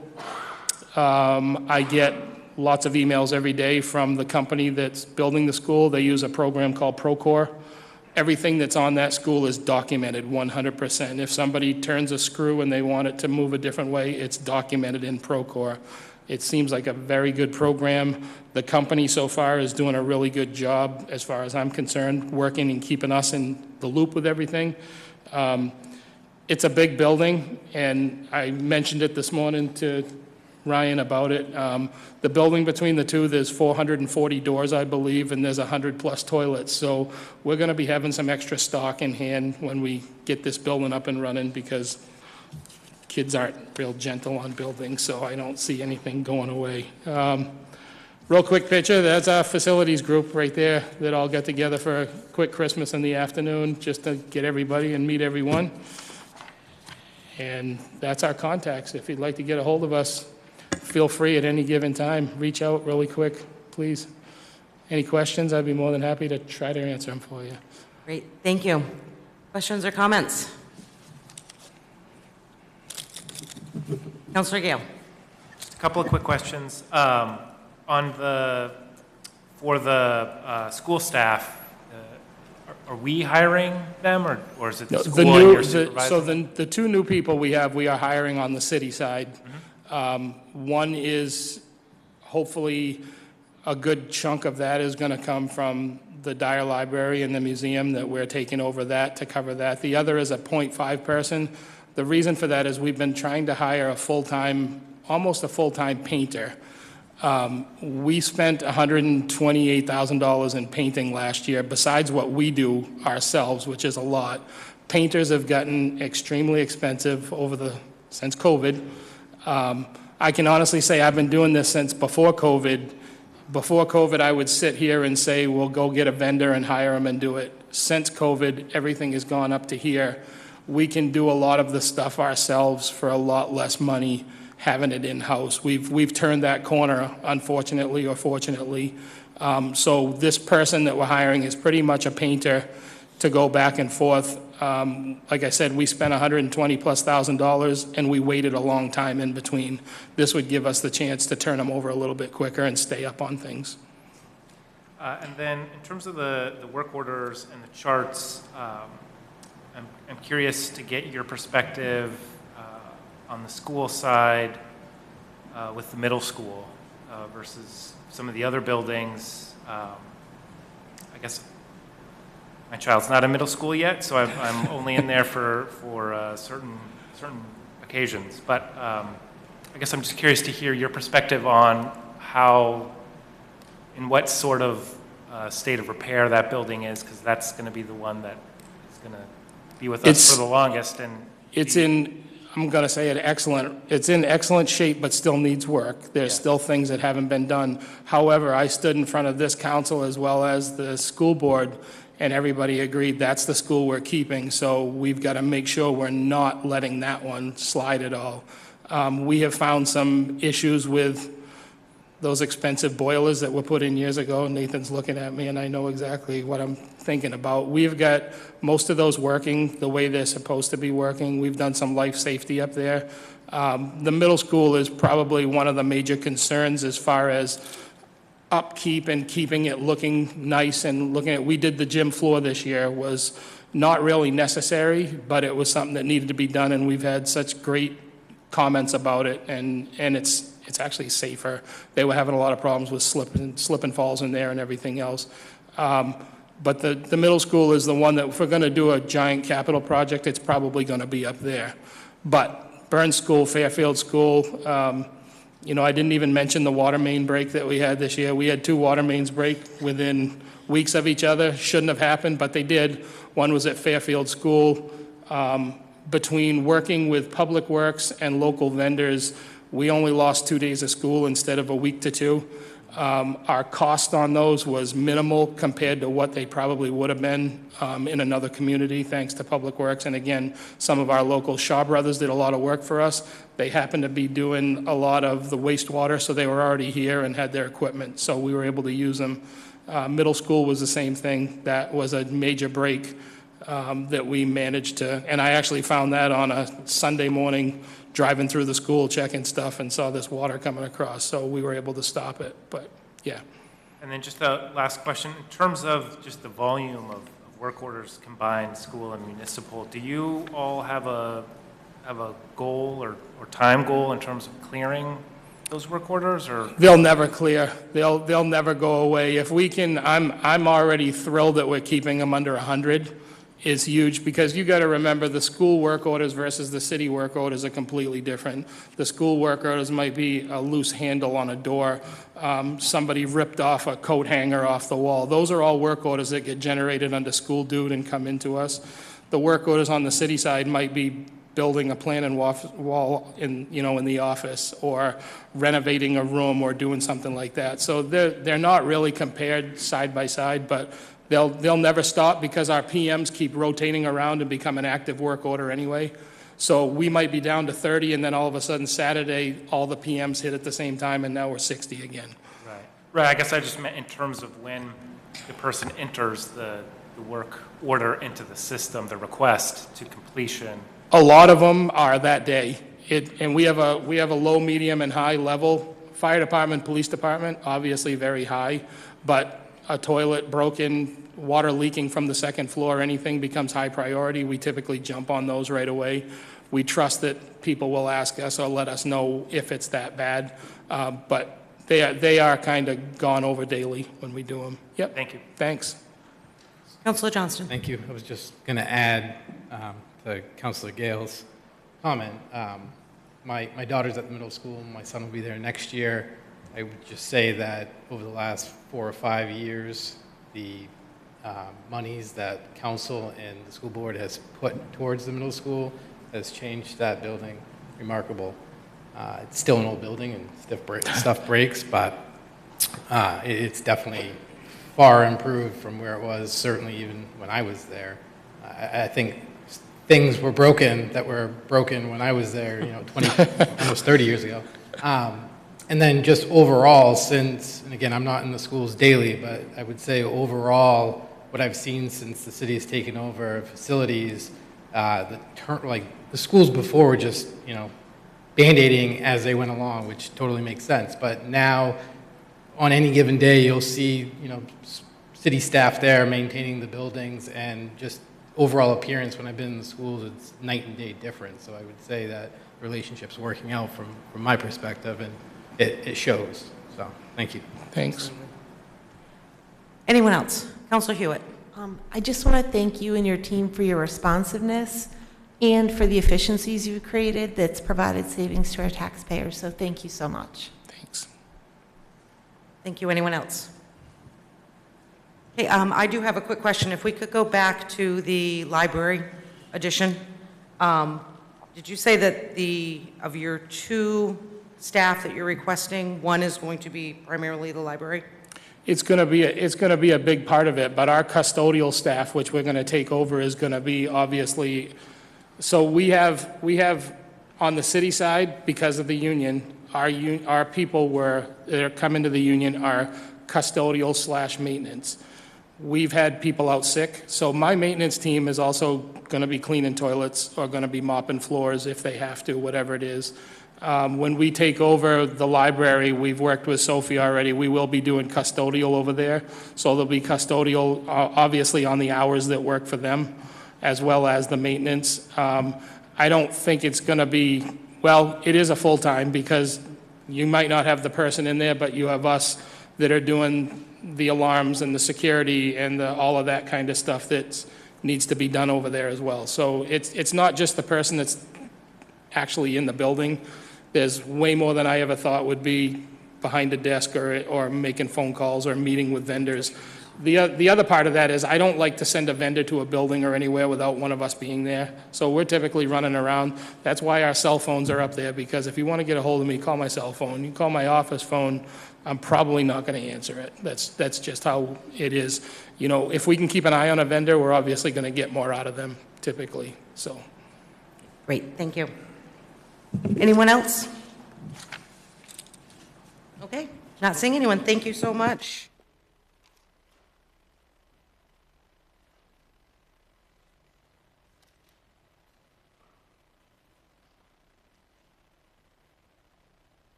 Okay, moving on. Next up, we do have the police department, and that is page 128 of your budget books. Good evening, Chief.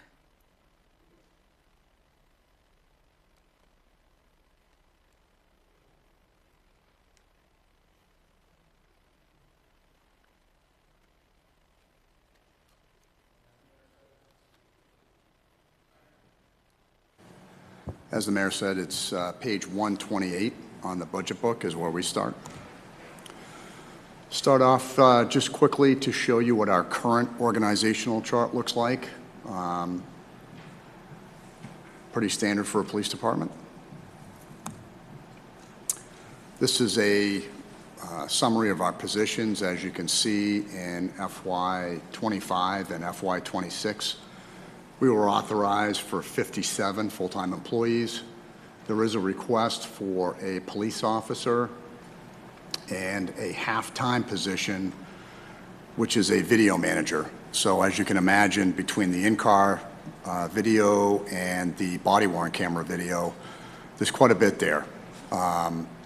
This position would assist our administrative assistant, who's also our FOA officer, with pulling video so that she can then take it and run it through the redactive software so that we're in compliance with state statute. Additionally, as an accredited agency, we want supervisors or preferably this position to actually go through video and watch and just look at videos. It's a quality assurance, quality compliance type thing.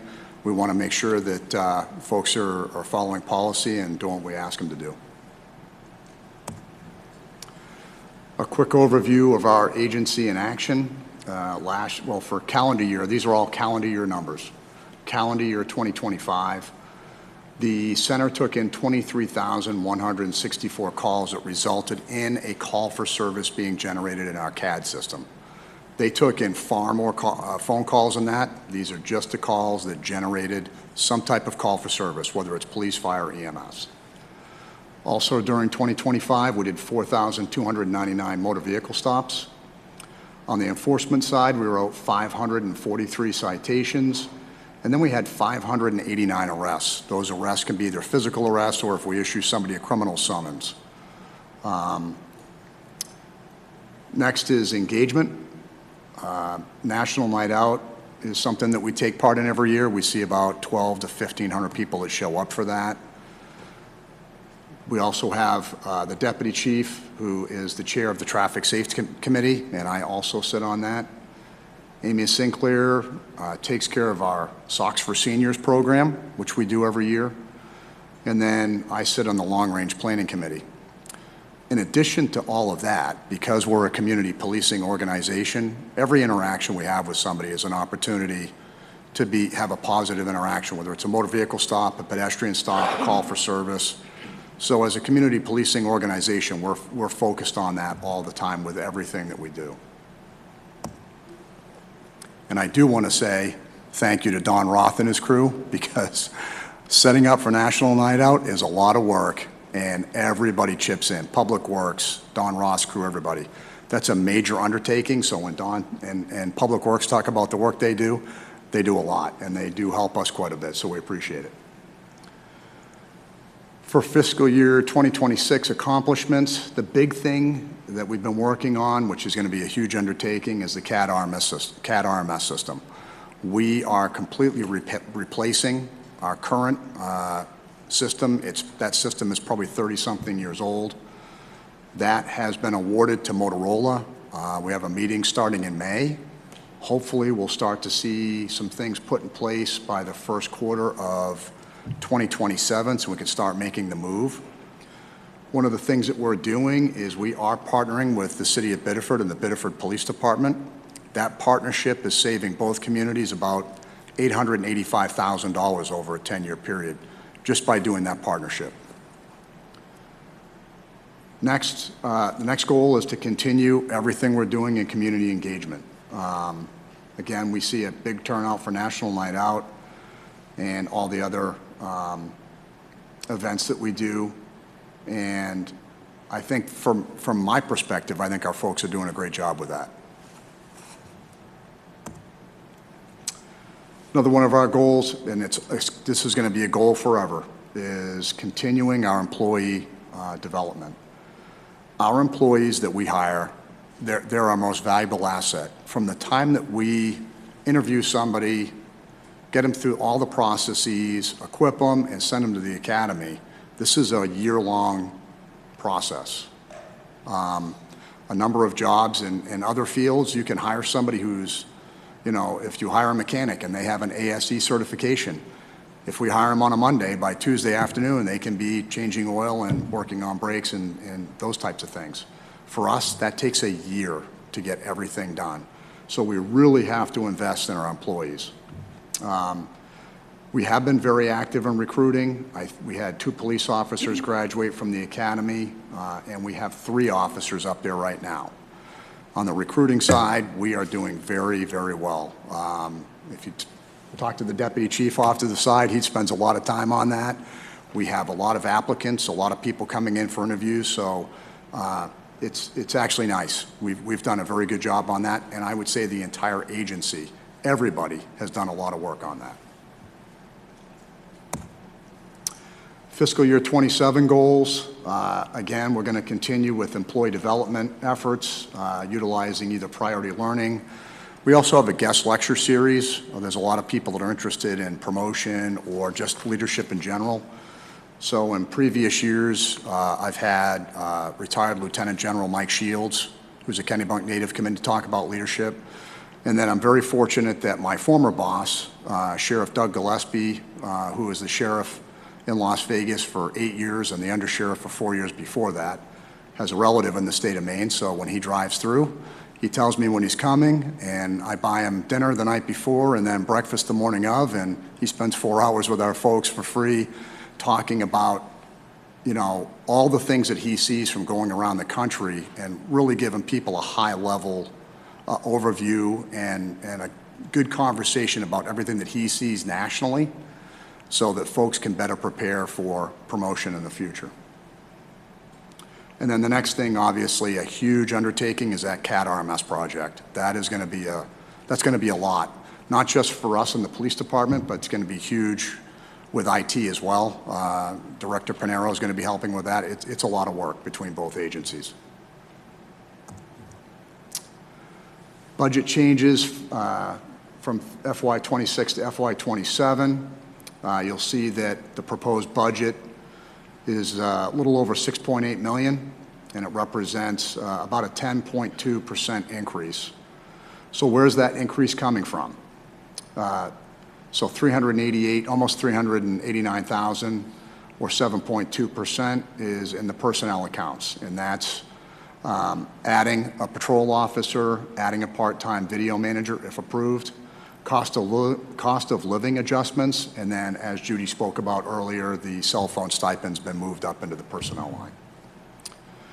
And then the next increase, which is 31.9%, a big chunk of that is the CAT RMS software, getting that going. And again, that was something that was approved through the joint Biddeford-Saco Memorandum of Agreement back in January. And the additional thing is that last year we lowered the cruiser line because we didn't quite need as many cars, and we're bringing that back up.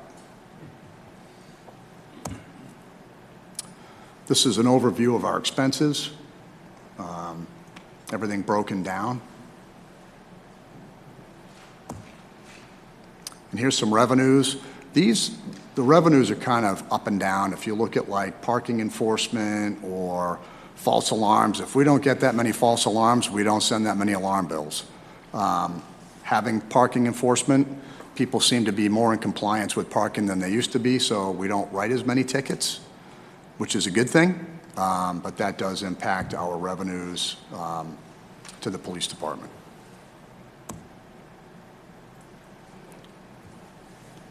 And that's what I have for you tonight. I'm happy to take any questions. Great, thank you very much. Any questions or comments? Councilor Edwards. Oh, okay. Councilor Gale? Just a couple of questions and just a quick comment on the just awesome work National Night Out is. It's a fantastic event for the community to get in touch with law enforcement and public works and just a whole bunch of great entities that are out there. So really appreciate all that hard work.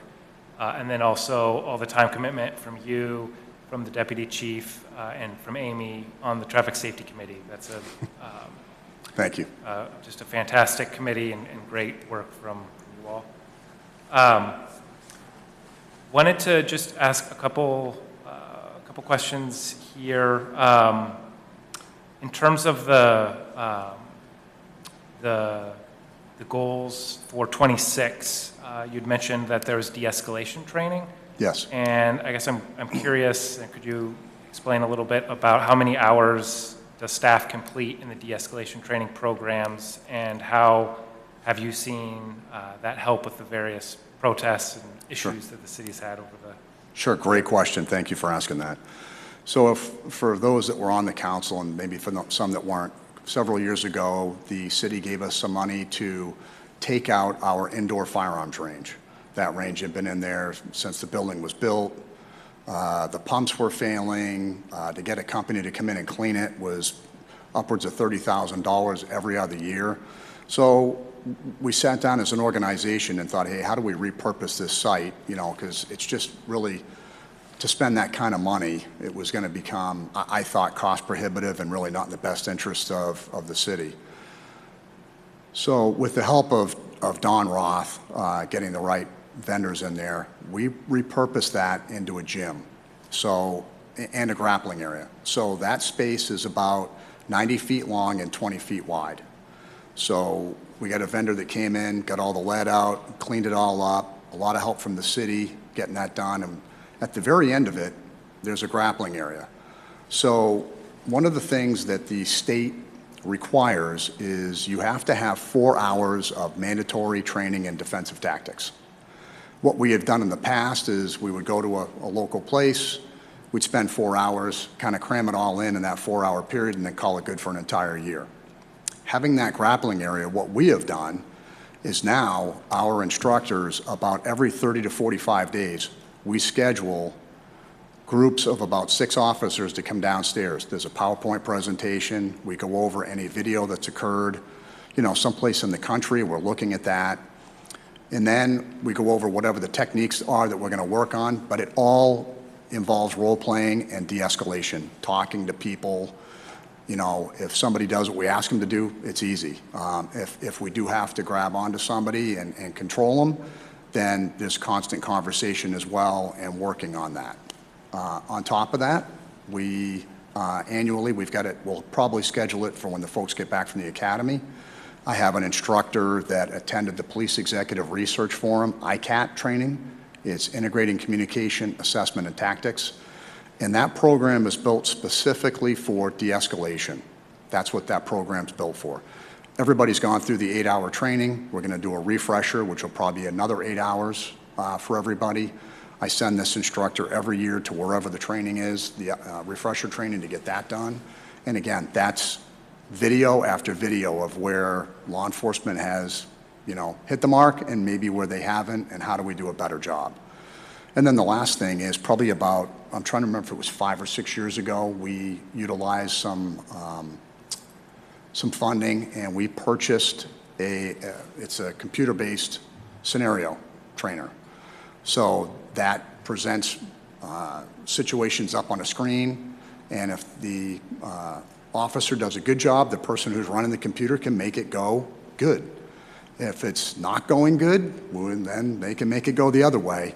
And that's an opportunity for us when we get done to debrief that and, you know, do you think you were in compliance with policy? Do you think you're in compliance with state law? You know, how do you feel you did?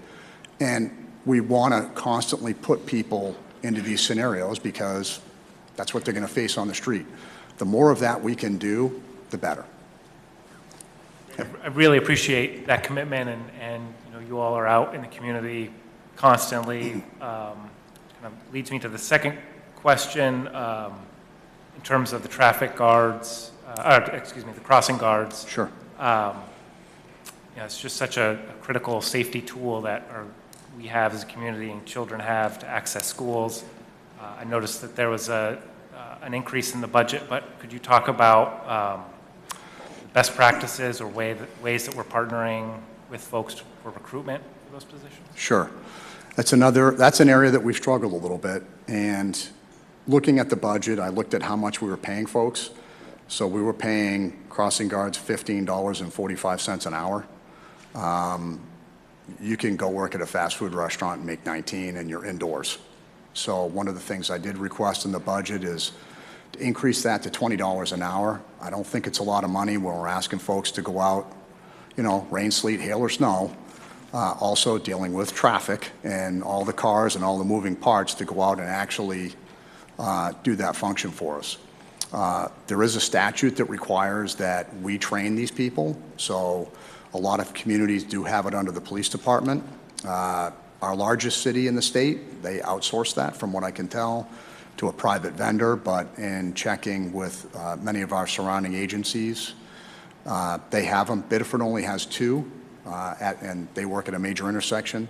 Scarborough used to have one. They don't have one anymore. But I think it's important for us. You know, we do have some major intersections, and I think that that burden will get a little bit better with the new school, but looking at where it's going to be, I think we're going to need the same number or close to the same number. So I think that's something we need to keep working on. I'm hoping that with a pay increase, we can get some interest. Just 2 more questions. One related to the events this year on ICE enforcement, and how did this impact your operations? If a similar effort is undertaken again in the future, do you think that that will have an impact on your budget? That had no impact on our organization. ICE has a completely different mission than we do. Municipal policing is completely different from that function, which is a federal function. So we allow ICE or any of the federal entities to do what they're tasked with doing, and we focus on municipal policing. So we don't participate in that? We do not.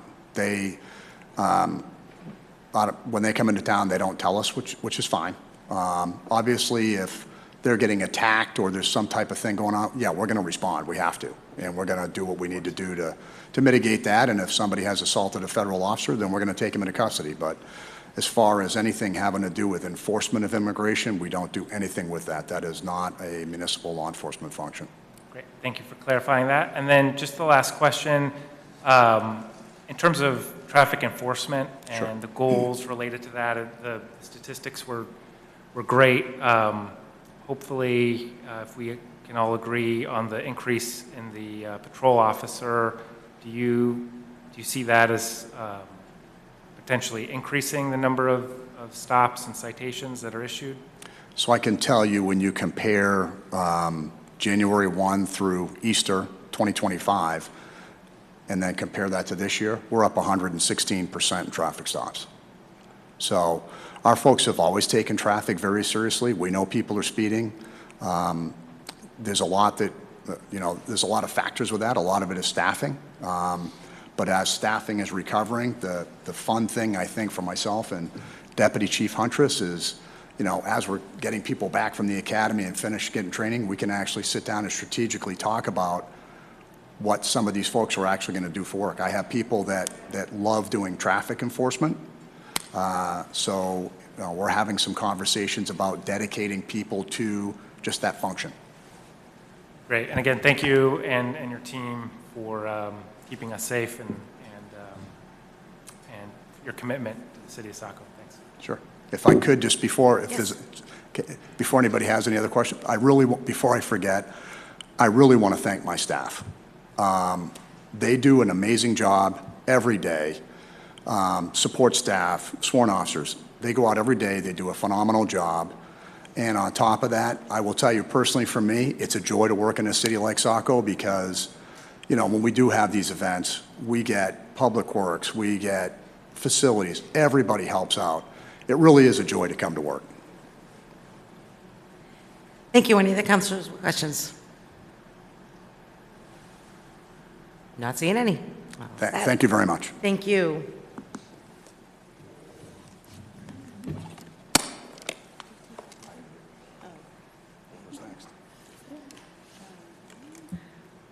Okay, up next we have economic development, and that is page 148 of your budget book.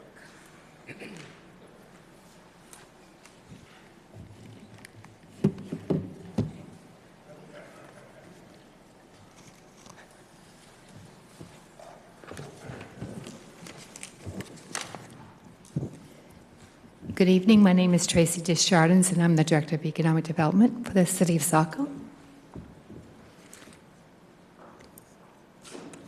As you can see, we like to celebrate all of the new businesses going on here throughout the city.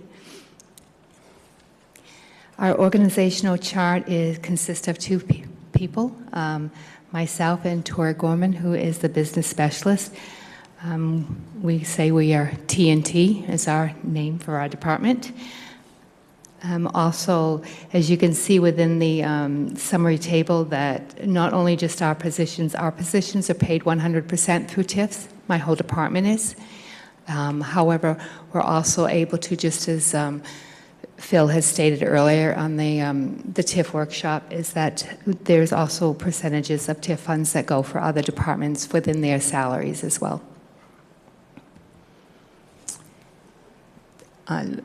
This past fiscal year for FY26, we had generated over $10.6 million within TIF funds that came into the city. With that, we also had $4.5 million of capital projects that were funded through TIF revenues. Mind you, when we do the capital projects and we allocate TIF funds for those projects, sometimes they extend out and they may not get done that year, but we look at making sure that we're able to complete those projects. Since I've been here, we've mostly been running about a little over $2 million, but this goes to show that we're able to use more TIF funds for more projects throughout the city, which is great. Again, by using TIF funds for capital projects, we're not coming back and asking council to ask the taxpayer to pay for any of those projects. Ribbon cuttings, we had 7 ribbon cuttings. Lots of times with the ribbon cuttings, when we meet with developers and businesses, we always offer that and how we can promote them, but not everyone takes advantage of that. So there are businesses that did open up that did not take advantage of the ribbon cuttings. For new businesses, and I get this through basically the clerk's office, and we've had 43 new businesses registered within the city clerk's office. Quite a few of those businesses are not bricks and mortar. They are home-based businesses, so which is great, because the goal of mine is to hopefully reach out to those folks and say, hey, when you do get to the point where you need to expand, let's put you into a facility or another building. Our revolving loan fund, this is facilitated through the Southern Maine Finance Authority.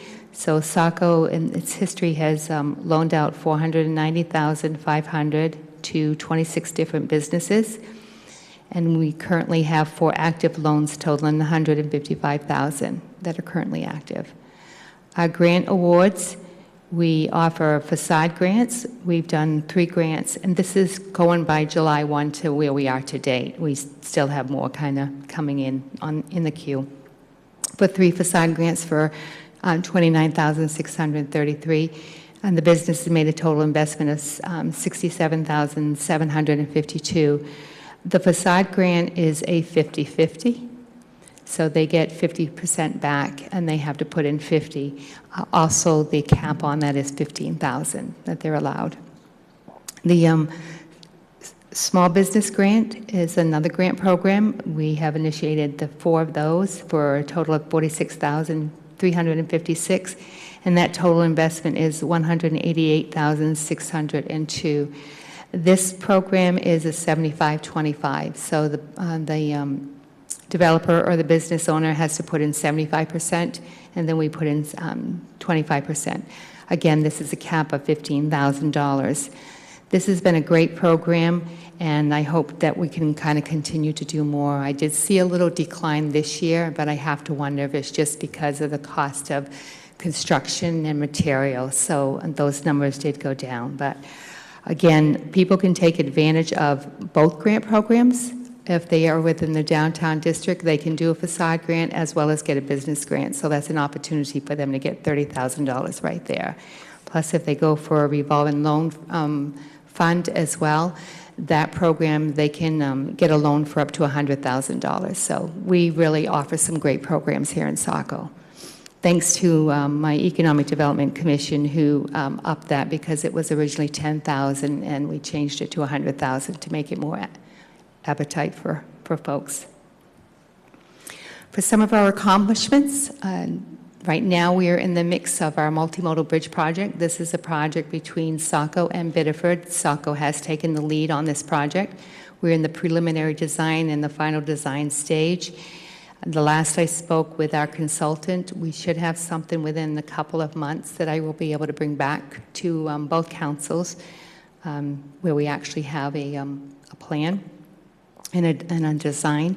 The Saco Wayfinding Sign Project, this was 3 years going. This kind of started before I came on, and then I had to take it over and finish it.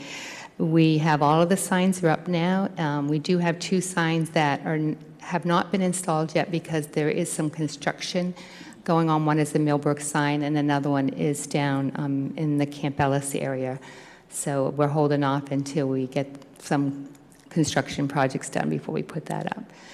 The Arts Commission, Tori takes the lead, liaison for the Arts Commission, and they've done an outstanding job this year. If you've been by the Parks and Rec building, they had hired an artist to create the first major art installation project that was at Parks and Rec, and they certainly have other projects in line that they hope to continue on doing even more of this. It was a great project in partnership with Parks and Rec.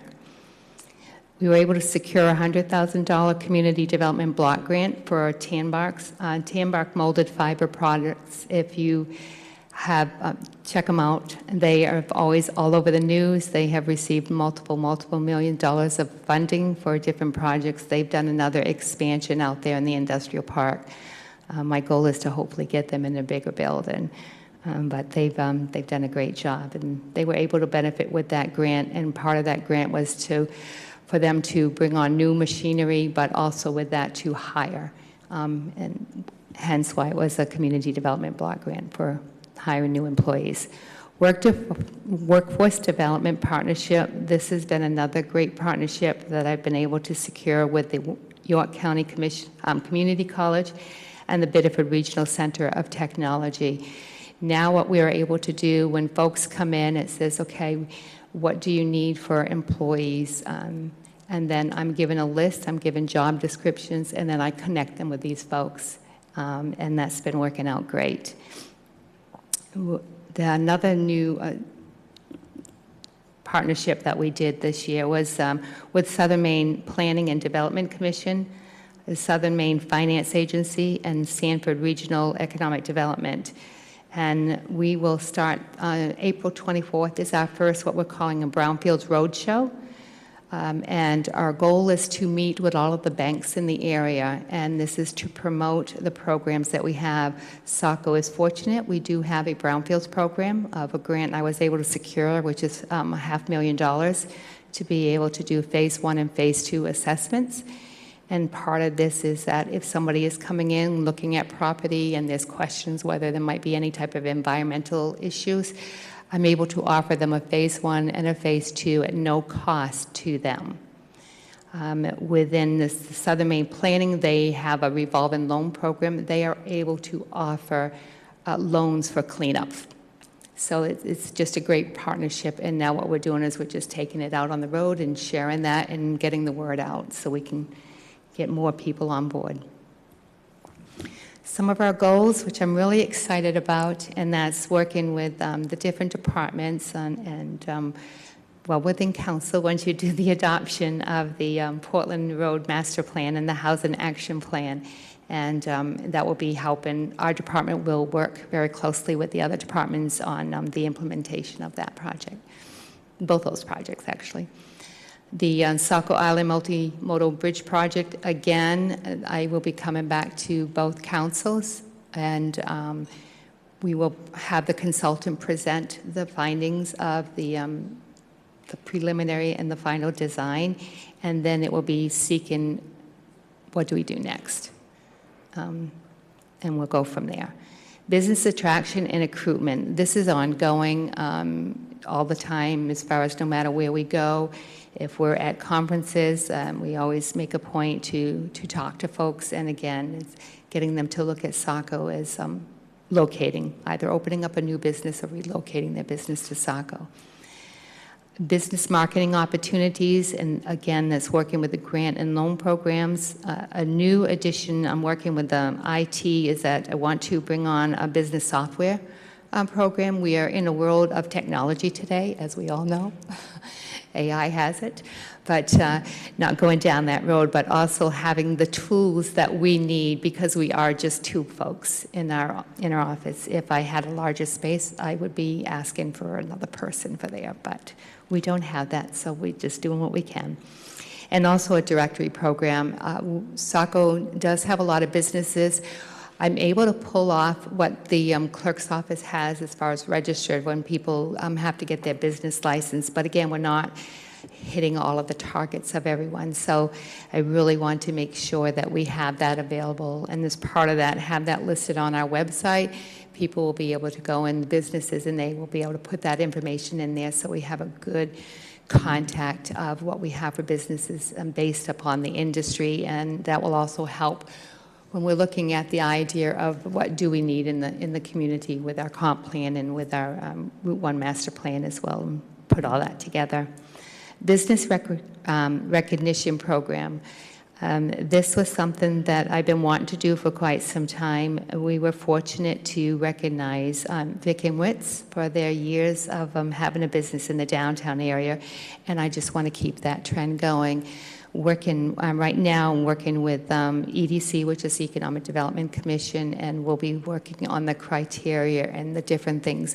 We're not looking to mimic, what some of the other organizations are doing with awards programs, but kind of enhance that a little bit and what fits for Saco. And then with the Arts Commission, they will continue to work with the HPC and looking at our art installation for the city and going through that process. So I'm very excited about their work.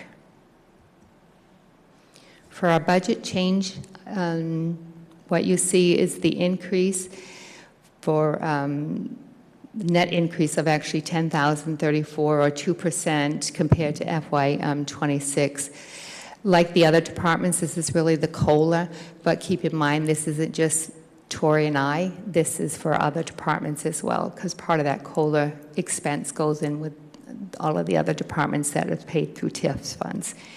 And then the $2,434 is a decrease, and this has to do with the cell phone reimbursement, and I think we took out there was another one of supplies or something that was a little discount on that. This is our budget overview. Again, when you look at salaries, that's not all my department. That would be nice, but it's not.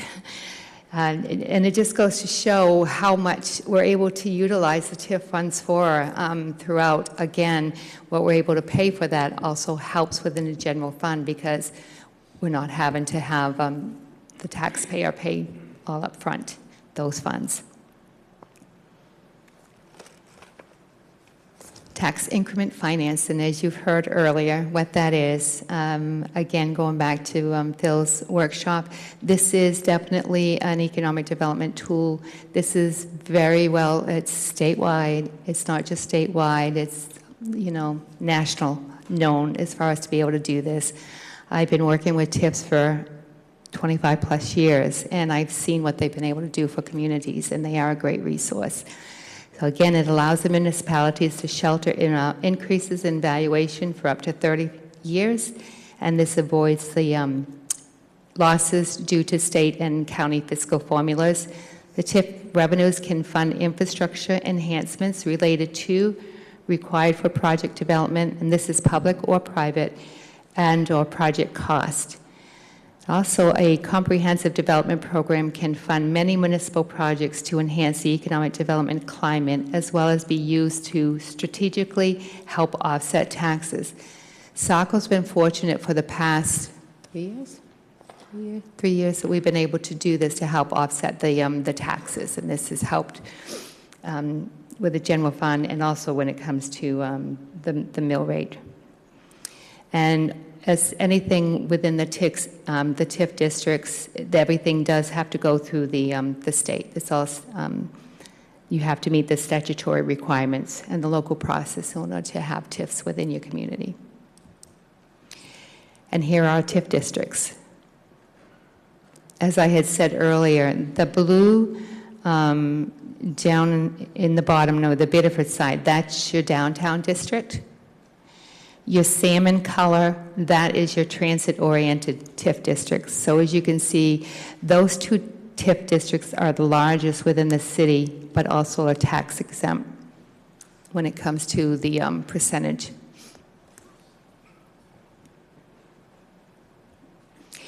And any questions?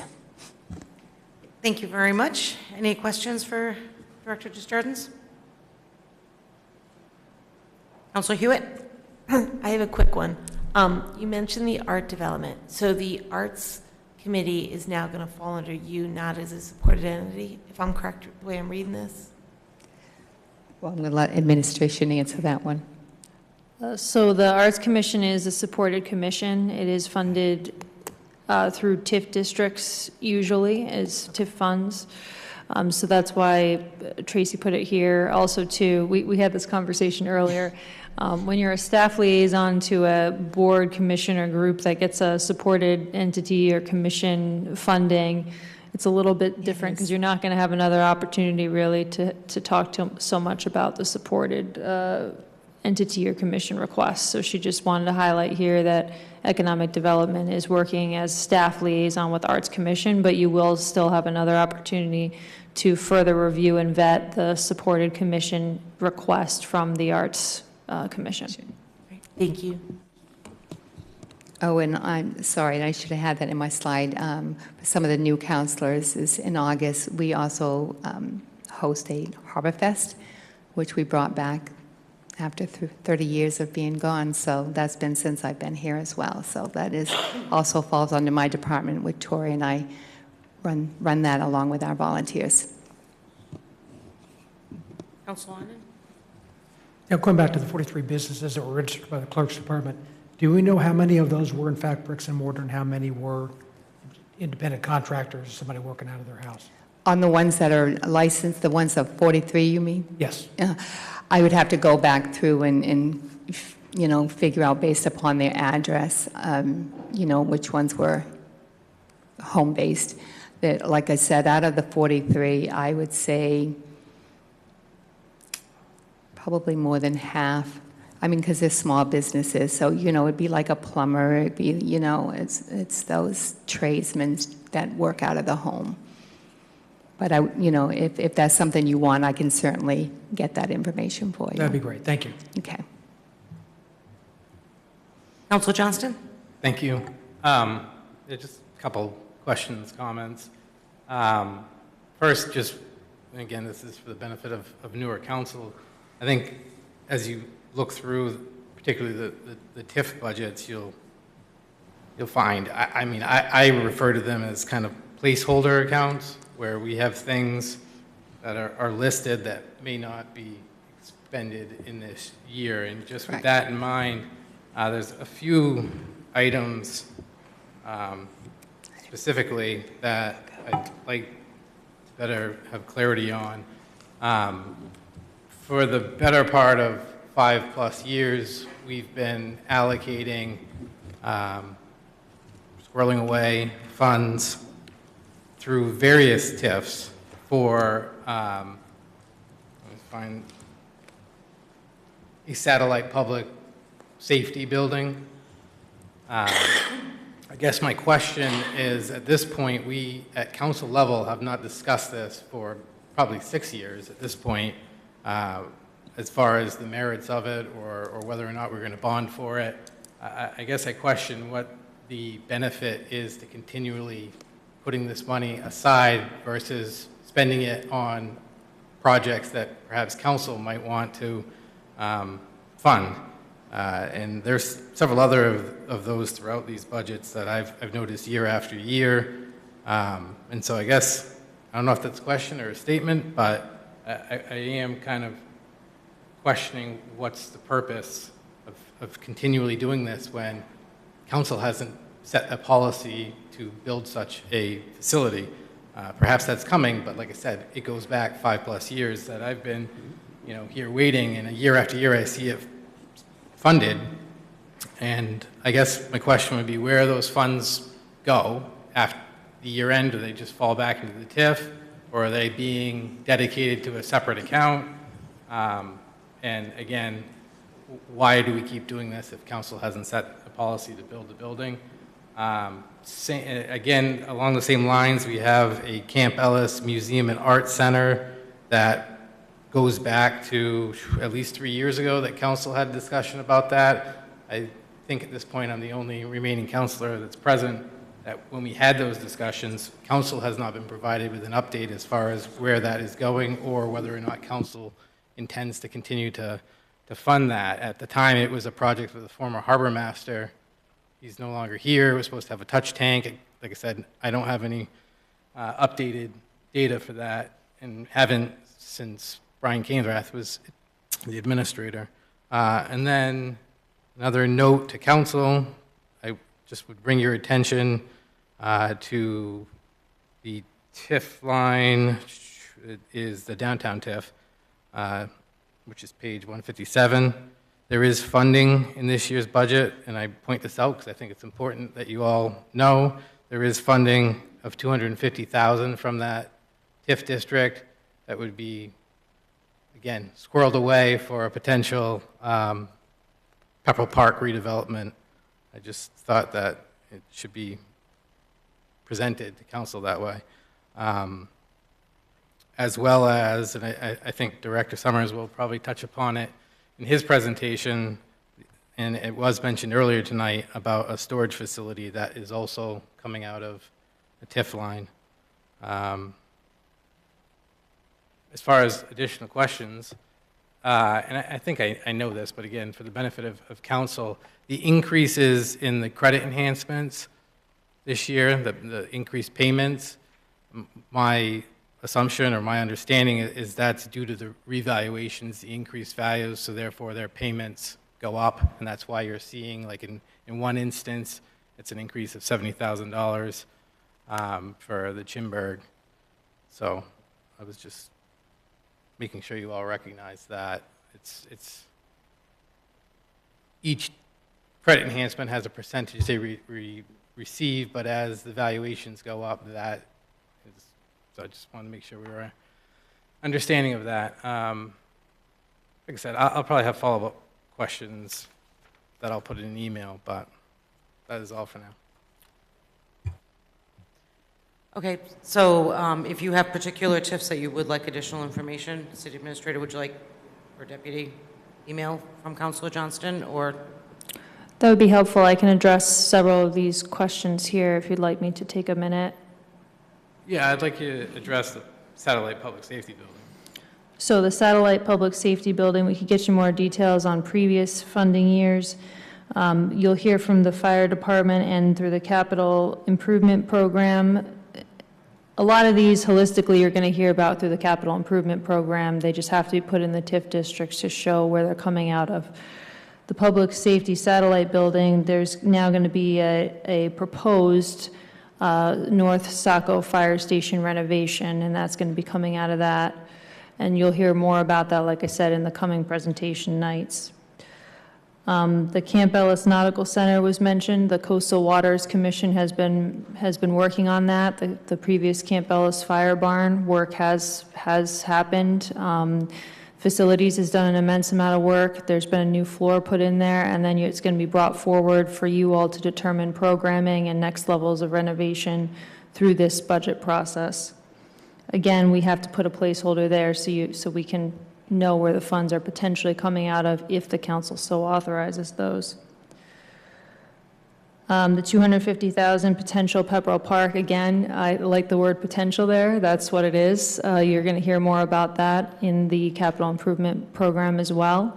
And this is an opportunity to start funding for it and building up a reserve for it. But again, that's going to be up to council once you hear more about that going forward. Parks and Rec is also presenting, so you'll hear from them. Tracy can speak more on the credit enhancement agreement payments, but I do really encourage you to please send along any questions or comments, and we will get them addressed. Thank you. Does that help, Councilor Johnston? Anything additional? Well, sure, it helps. I just would say that it would appear as though then that satellite public works or public safety building is probably wrongly named then. But no, I look forward to that conversation as far as, the facilities themselves. I mean, like I said, we had these conversations 5-6 years ago. We still have a Bayview facility that, as far as I am aware of, sits underutilized. Maybe it's utilized to some degree, but it's certainly not what it was intended to be utilized back in '93 when it was built. And so I look forward to hearing the conversation about how and what direction we're now going in, because it seems to have changed several times. Thank you. Great, thank you. Councilor Hewitt? One quick question. Can somebody explain the Main Street gateway infrastructure, what that is? So this is, again, is a project as far as coming on the Biddeford side, and that's Public Works has been working on this. And again, it's now that the traffic light is on down there, it's also doing the medium. It's bringing that more of a safety and having a much better gateway when you come into the city. So the thought process is that we got to start somewhere. And so if we start there, kind of working our way, and then we can kind of just continue on to really enhance the downtown as well as part of that. And that's the goal I want to look forward down the road as, as we work together on different projects. But that's really what it is. It's going to be looking at, it's the safety of people getting in and out of the transportation center, having maybe some islands down there, and, doing that work to really make that a nice common area and for traffic flow and again, safety purposes. And certainly Emily can chime in. Yeah, we already have this on the PACS list. We will be coming back to you through the Traffic Safety Committee recommendation process and the council process to go over more details of the plan itself. But it has been previously presented. It's about a $2 million total plan, and aspects of that have already started at the Traffic Safety Committee level, and this is an initiative to continue to fund that plan in increments and phases going forward. The signal was part of that, as is the temporary paving that you see in the downtown area. Thank you. Thank you. Anyone else? I was just going to add, for newer members of council, it was presented to council, I want to say about a year ago, maybe July-ish or early fall of last year. And I believe it's on the website under the Gateway Project. Great. Councilor Gale? So just one question on the TIFs, and maybe Councilor Johnston. On page 157, there's traffic and pedestrian safety, 20,000. Is this, or to the group, is this the funding that's set aside for implementation of recommendations as a result of the Traffic and Safety Committee? I would say yes, but I think I saw, give me the page again, please. 157 of the... 157. I believe I saw an additional line there that I wasn't quite sure of what. So we annually, if I can, we annually fund certain lines so that Public Works can improve streetscapes, primarily in the downtown area and in different corridors throughout the city. We can get you more detail on all of that, but it's to offset the capital improvement plan, and it's an allowable project cost under the development programs that we currently have. And then maybe just also for clarity, so a lot of the detail here, it Yes. sounds like it's going to be presented Correct. in the CIP. This is just the offset. Correct. Like the revenue offset of that. Well, to some degree, you'll see a lot of it, because just as Emily had stated, is that we're showing it in the TIFs because these are being funded through TIFs, but you will see a more complete list of everything. And there might be some of the projects in capital where a TIF can't pay for the whole thing, and it will be divided up as far as, and you will see on how that is. Again, there are certain aspects within the TIFs, like for fire trucks, and that TIFs can't pay 100%, so it's usually like about a 15%. It's a percentage, and that's how it's broke down. But for projects like this, TIFs are anything within roads and infrastructure and things like that, you can pay for TIFs for those. And just as Emily had stated, the idea of it is having funds in there just to make sure that there are funds in there for Public Works to be able to do their work without having to come back and knowing that there are funds available to them. Saco is utilizing their TIF districts the way that they need to be utilized. If I can ask a quick question. If at all possible, it would be super helpful for staff to get any TIF questions ahead of the capital improvement plan, and then that way we know what we should be gearing that presentation toward. So if it's at all possible to get them by like Tuesday before the next presentation night, we would super appreciate it, because then we can fully answer the questions and be really prepared to dive into TIF offset to capital projects. Great, thank you. Anyone else? Okay, I think we're all set. Thank you very much.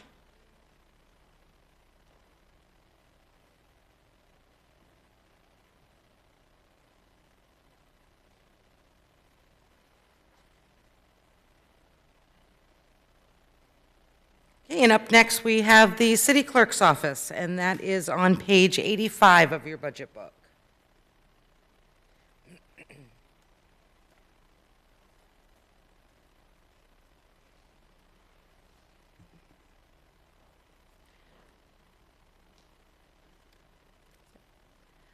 Good evening.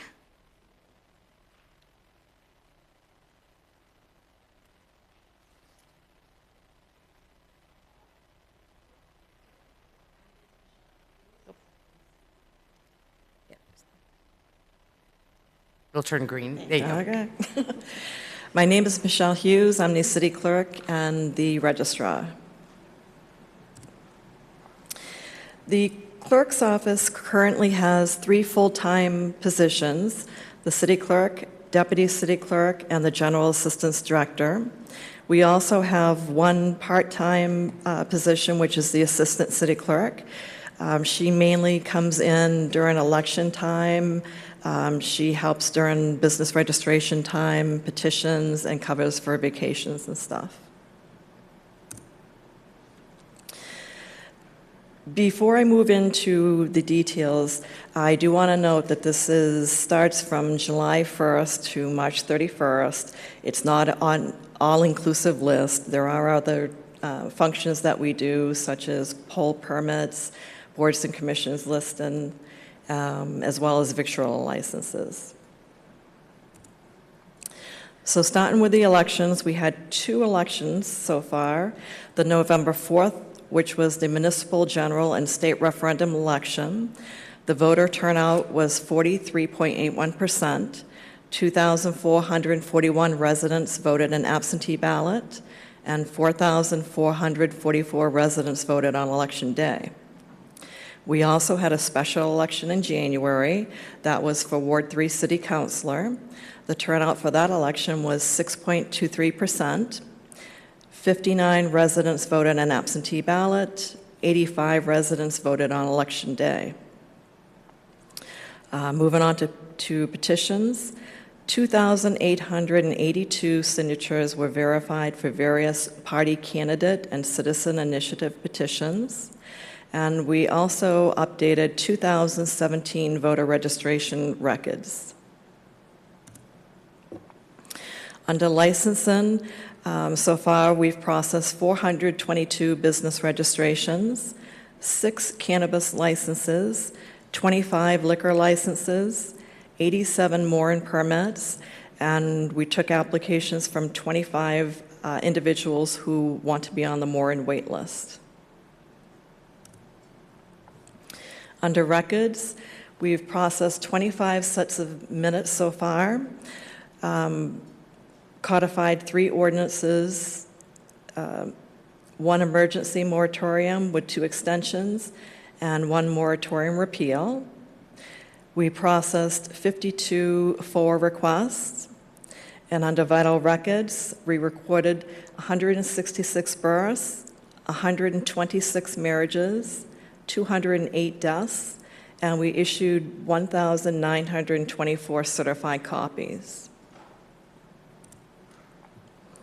Under general assistance, so far this year, 205 families have been assisted, and that equals 275 individuals. I will note that 70%, the city does receive 70% reimbursement from the state for basic necessity expenditures. For the accomplishments, the first goal was to review temporary records for expired records that can be purged based on the state archives, local government retention schedules, and that goal was completed as of the end of March. The second goal was to review the department's website information to ensure it is accurate and up to date. That goal was completed. That included licenses, elections, and general assistance. The third goal was to research and review technology for tracking Freedom of Access Act requests, the time and cost estimates, and the receipt of the documents from the various departments. On this goal, it was started.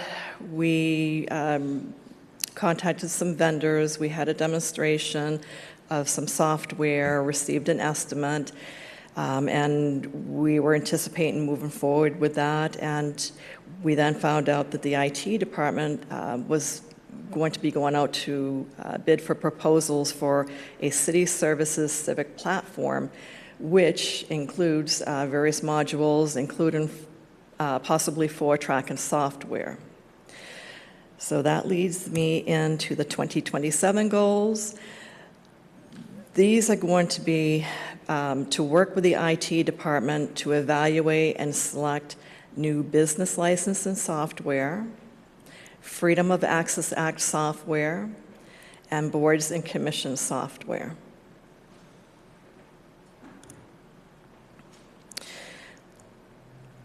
The budget overview for expenses.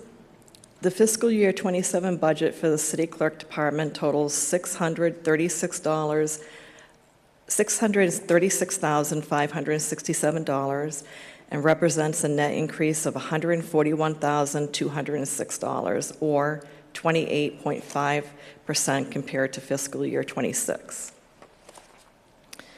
The fiscal year 27 budgetary net increase is primarily the result of $32,747 net increase in personnel, which reflects a cost of living adjustments, the addition of a full-time general assistance administrator, which occurred during fiscal year 26, and additional election staff for absentee voting for the gubernatorial election in November.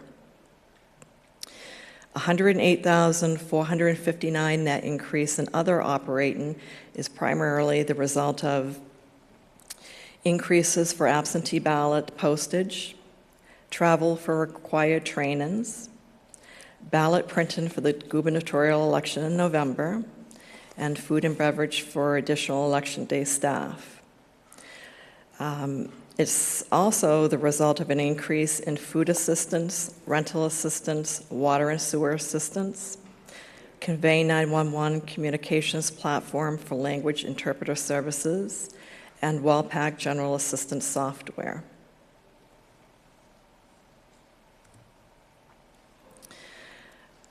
For the revenues, the change from 2026 is $81,073, which is a 50.2% increase. And that's primarily the result of the welfare reimbursement, also known as general assistance reimbursement.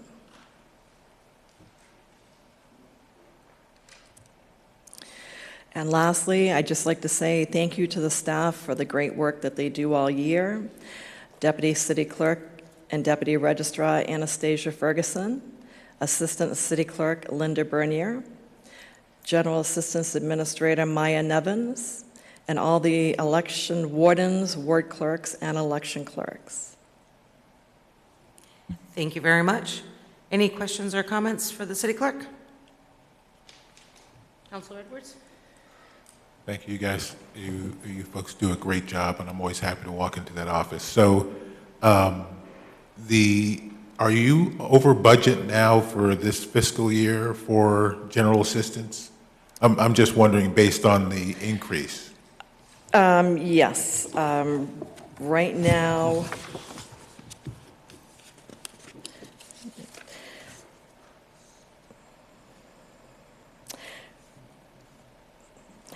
now, for the rental, I'm over budget by $28,338.41. And then for food assistance and household and personal assistance, we're over budget $5,967.72. Thank you. Thank you. Anyone else? Councilor Gale? Just a couple questions. Looking at the revenue and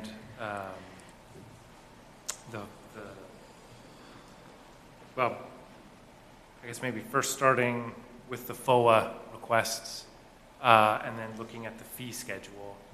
I'm just curious, so if we're charging we're not charging anything for the first 2 hours, and then $25 for each hour thereafter from third on. Correct. It just seems to me like with such a small office and such high workload of really facilitating general assistance and all the critical items that you all do, I'm curious, of those 52 FOA requests, how many did you receive that were over 3 hours? 6 requests. So, I think at some point it would be helpful if we could talk as a council, or if there's an opportunity to talk about the fee schedule, because I feel like in this area in particular, and I know it can be sensitive, but I think given the amount of staff resources that go into fulfilling a FOA request that's over 3 hours, that's close to half your day, that feels to me like at a minimum it should cover at least the cost of the salary of the person who's doing that, not just $25. But that, unless there's some Yeah, the state legislature requirement? sets the fees for that. They're the ones that determine that we're to give the residents 2 free hours, and then they say that the most we can charge is $25 per hour. And then if we have to have some, say, records reviewed by a city attorney or something, we can't charge additional for that. It's still $25 per hour. Okay, so we are at the state requirements on everything, like we're maxed out on that? Okay. But can I just add, though, we've decided to add on the, I believe it's the 27th, we've decided to add the fee schedule as part of the discussion to go over all of that with you. Like Michelle said, that's just one example of us being mandated by the state how much we can charge, but there might be opportunities to look at some of those other fees as well. That's great. And is there anything that we can do to assist, based on your experience, on these longer FOA requests to facilitate or to lessen those, or like just... Get me some equipment, some FOA tracking equipment. Yeah. Okay, great. Thank you. Thank you. Anyone else? Okay, not seeing anyone. Thank you very much.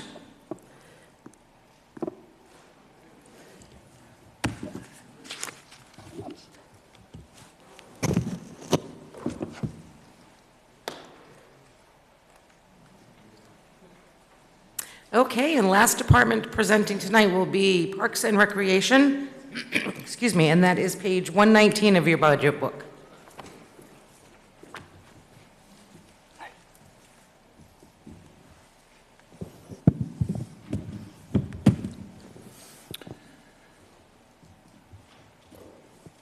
Good evening. My name is Ryan Summer. I'm the Director of the Parks and Recreation Department.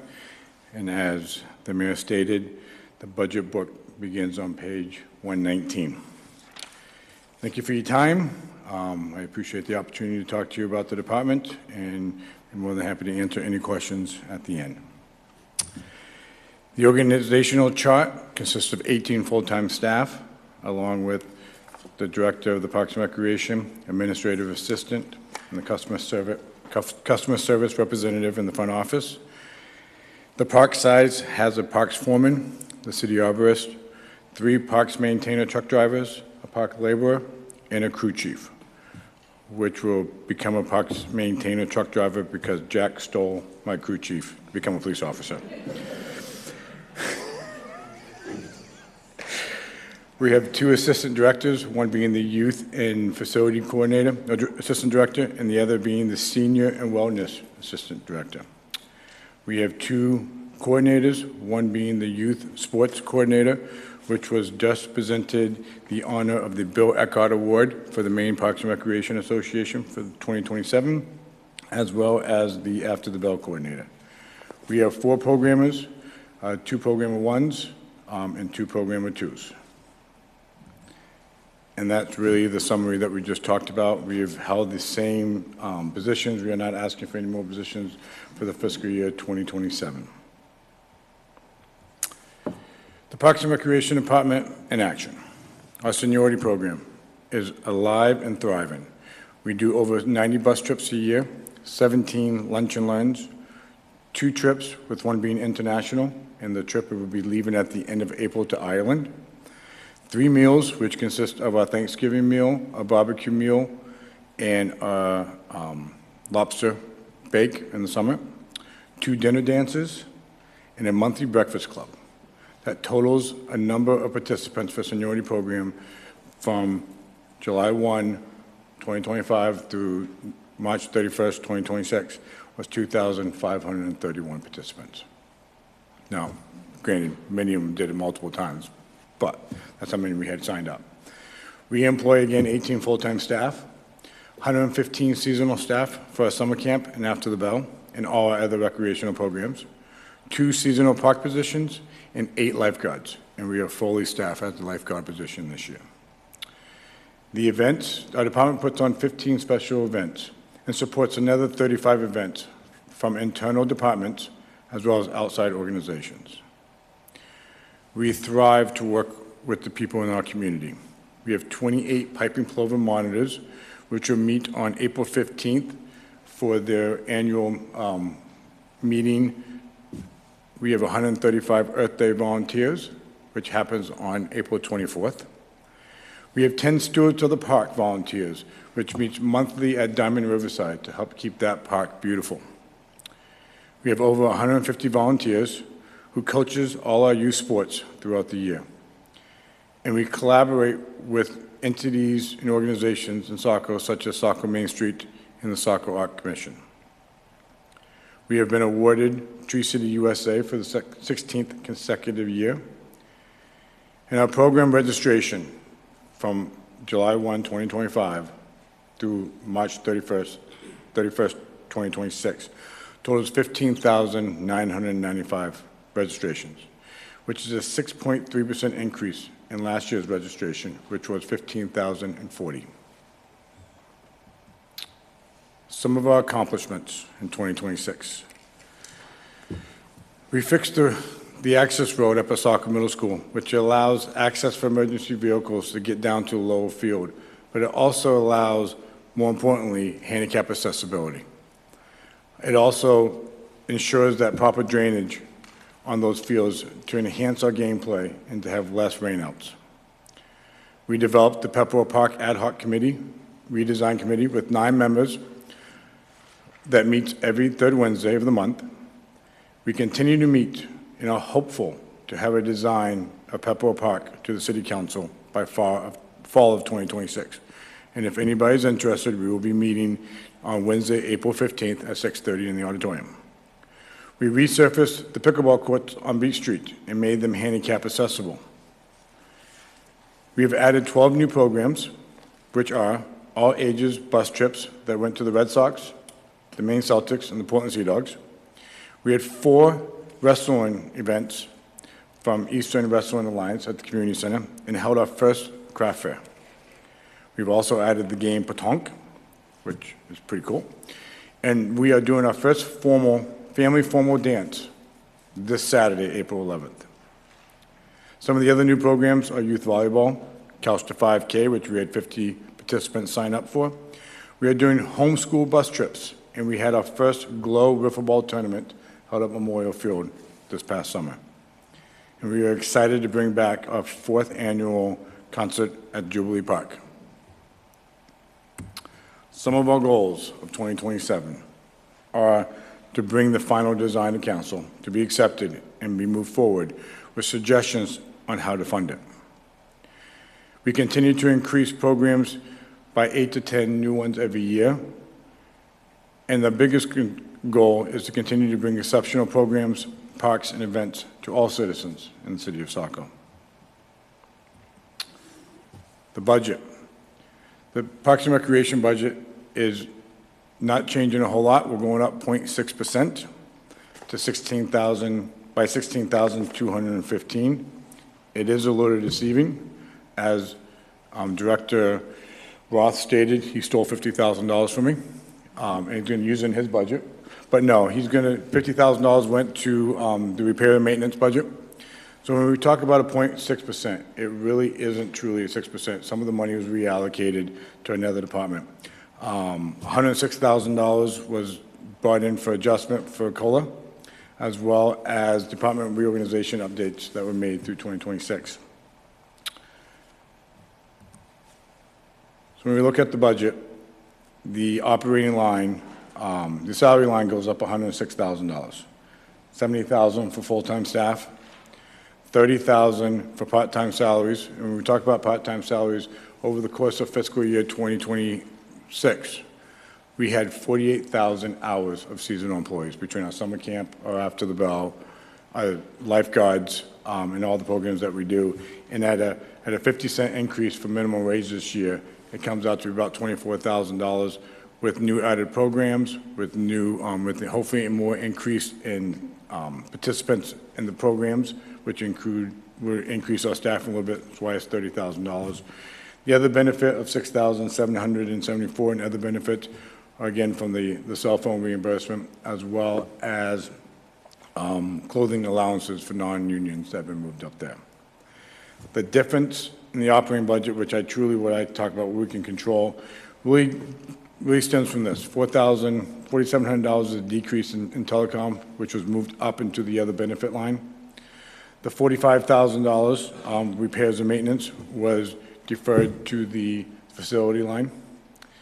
The biggest change is the $77,000 in programs. And really what that consists of is the JTF not being funded for this year. And the reason why we're not funded, when we set this program up 2 years ago, and for the people who don't know what JTF is the Junior Theater Festival. For those group of kids that came here 3 weeks ago, they perform in a program called JTF, Junior Theater Festival, which allows these kids to go to Atlanta to perform down in Atlanta over Martin Luther King weekend in front of other theater performances to show what we have and show what we can do up here. When we set this program up 3 years ago, it was an every other year or every 3-year performance.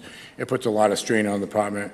The staff that we have are teachers at school departments who are theater teachers, who are art teachers, who have to take off time to go down to Atlanta to help with these programs and so forth. So really, we did it for 2 years. It was exciting. We got a lot out of it. But it's time to sit there and say, okay, it's probably in every other year, because a lot of these families have to fundraise. It's about a $3,000, $3,500, $4,000 endeavor per family. So they have to fundraise this money. It's not like everyone, and it just puts a lot of strain on them. So that's the biggest change in that line, which is the reduction of $90,000. So really, the budget, the Parks and Recreation budget is only going up 0.6%, or $16,215.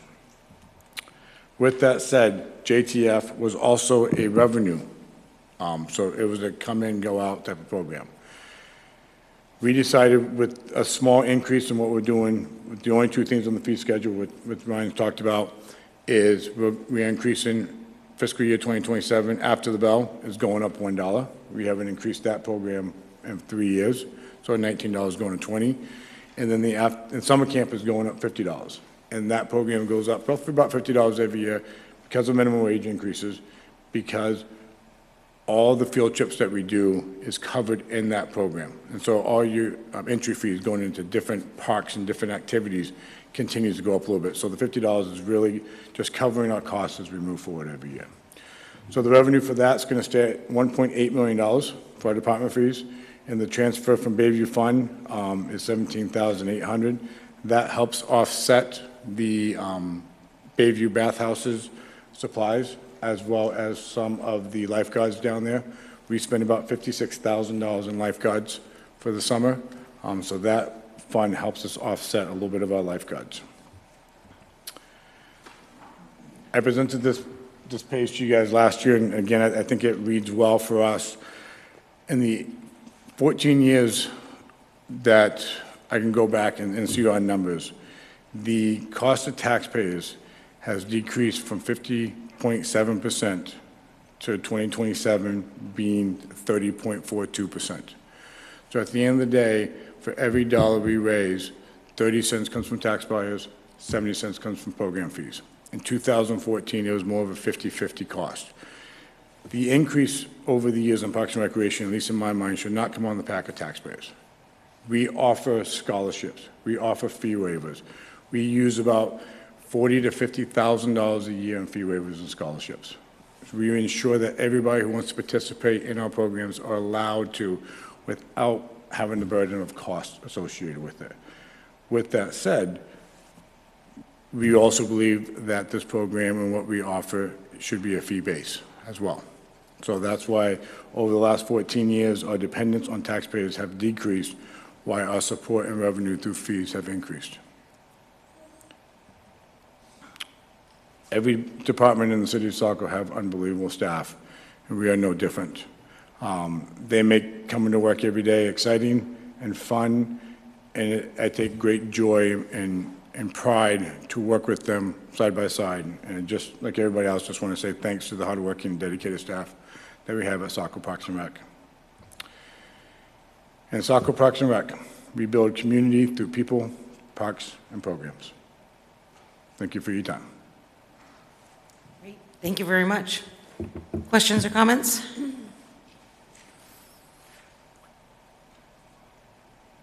Councilor Gale? I'm not going to let you off. Yeah.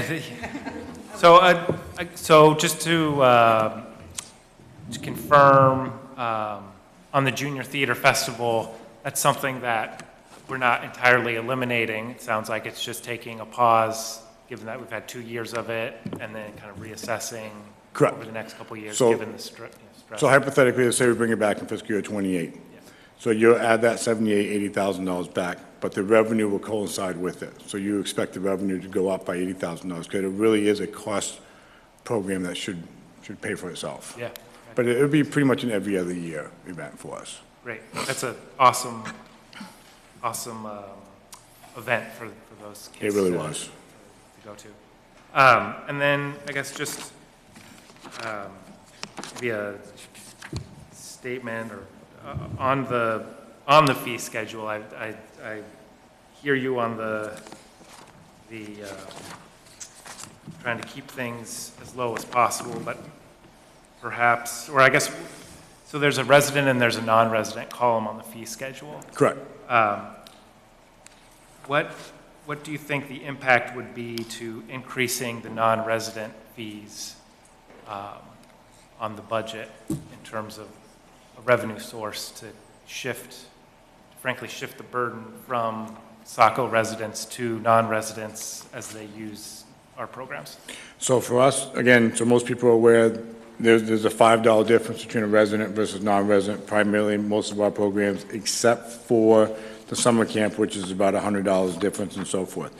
You know, if you increase it by another $5, so it's a $10 difference, are you going to lose a whole lot of people from out of non-Saco to come participate? Probably not. If you start cranking it up to $15, $20, you're going to lose those group of kids. And again, for us, those group of kids could be going to TAMS as sixth graders. They could be going to St. James and coming over because we have a more spatial program that we can allow versus some of our surrounding communities.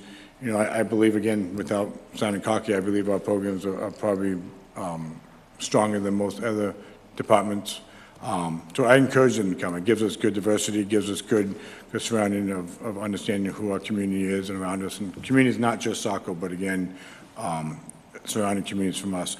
So it's something that if council so chooses to raise, you know, again, a $10 difference from $70 to $80, you're probably not going to lose a whole lot of people. If you start creeping it up, you know, you're going to see a dip from outside participants. Yeah, I appreciate that. Just as with everything, the costs on all of our families are increasing, general assistance, and you know, we've been hearing more and more over the last couple of weeks about just the number of children and families that are low income. And I know for my family, we heavily use After the Bell and the summer school as a really important piece of that childcare element so that we can both work. Yes. And it's a fantastic, both of those programs are fantastic, and to your point, I mean, they're top-notch, and really appreciate all your hard work and all the directors and all the counselors that provide great services. They really do a phenomenal job. And for summer camp, it's really, I think the $100 is kind of the trade-off mark for that. You know, again, if you're looking to generate a huge amount of revenue, the $5 isn't going to generate, you might generate another $1,000 over the course of the year, but it's not going to bring in a huge amount of financial revenue. One last follow-up question. So in terms of the scholarships. Yes. And offsetting that, could you talk a little bit more about how that's structured in terms of tiers or how you all handle requests for? So just so everyone's aware, scholarships and fee waivers only go to Saco residents. So we do not give those out to any other community residents, participants. They only go to Saco residents. Just like the school and the meal program at school, you have to provide your information with your tax returns, with your rent, with your food, what you're paying for food, car insurance, stuff like that. We get all the information from the clerk's office, the ones that you agreed to utilize the Portland scale for that waiver fee. I bring it in, I begin to crunch the numbers, and begin to reduce it. Now, we do not give full scholarships. I'll be the first one to tell you, I believe that every participant should have skin in the game. So a $1,700 summer camp for 8 weeks to get you into Funtown and Occobogan and all these exciting field trips that we take in transportation will cost a family roughly about $400 for the 8 weeks, $50 a week. When you start dividing it by the hours of 40 hours, it's roughly $1.25 an hour. When you start breaking it down for somebody who fits the 75% fee schedule. You know, that's really, and really the $400 is what we project, what we spend on kids to take them on these field trips, to take them on these adventures throughout the summer. We absorb the cost of the food. Thankfully, from the school department, they provide free lunches as well as free breakfast for our program. We absorb the cost of staffing, all the program supplies and so forth. So really it is to cover the cost of what we spend out to take these participants on the field trips. Councilor Ronan. No questions. What's the ratio of resident versus non-resident participation in your programs? So after the bell, it is about a 99.9% resident because they get transported from schools to our facilities. In summer camp, we are probably closer to a 80 to 20 participant to ratio. We pick up a lot of kids from Scarborough, a lot of kids from Biddeford that uses us during the summer camp. For our sports, it's probably closer to a 90, call it 90-10, maybe a little bit higher, maybe 92 to 8%. For residents versus non-residents. We do classify Dayton, even though they're non-residents, we do classify them as residents. We have a site up there for After the Bell, so they fit that non-resident, fit that resident mold. It's about 15, 18 kids. It's not a huge number up in that, but we do run an off-site After the Bell program up there. So to your point, to increase the non-resident fee really doesn't generate much unless you triple it. Correct. Second question, I know this is going to be an odd question from a counselor. Is your $30,000 increase in part-time and seasonal wages, is that enough? Well, I mean, I'm going to be real happy that you've fully funded the lifeguards, all right? That's an exciting thing. But I'm looking at that number, I'm looking at what hourly wages are these days, and I'm just wondering, are we getting the right people? You with are. the wages we're offering? So if I'm able to truly bring seasonal staff to all my programs, you're looking at $1 million. You're looking at about $150,000 more.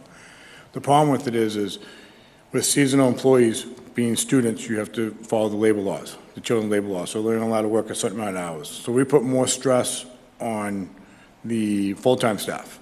And what we've done over the last couple of years is we've traded some seasonal staff for full-time staff to help us continue to increase our programming.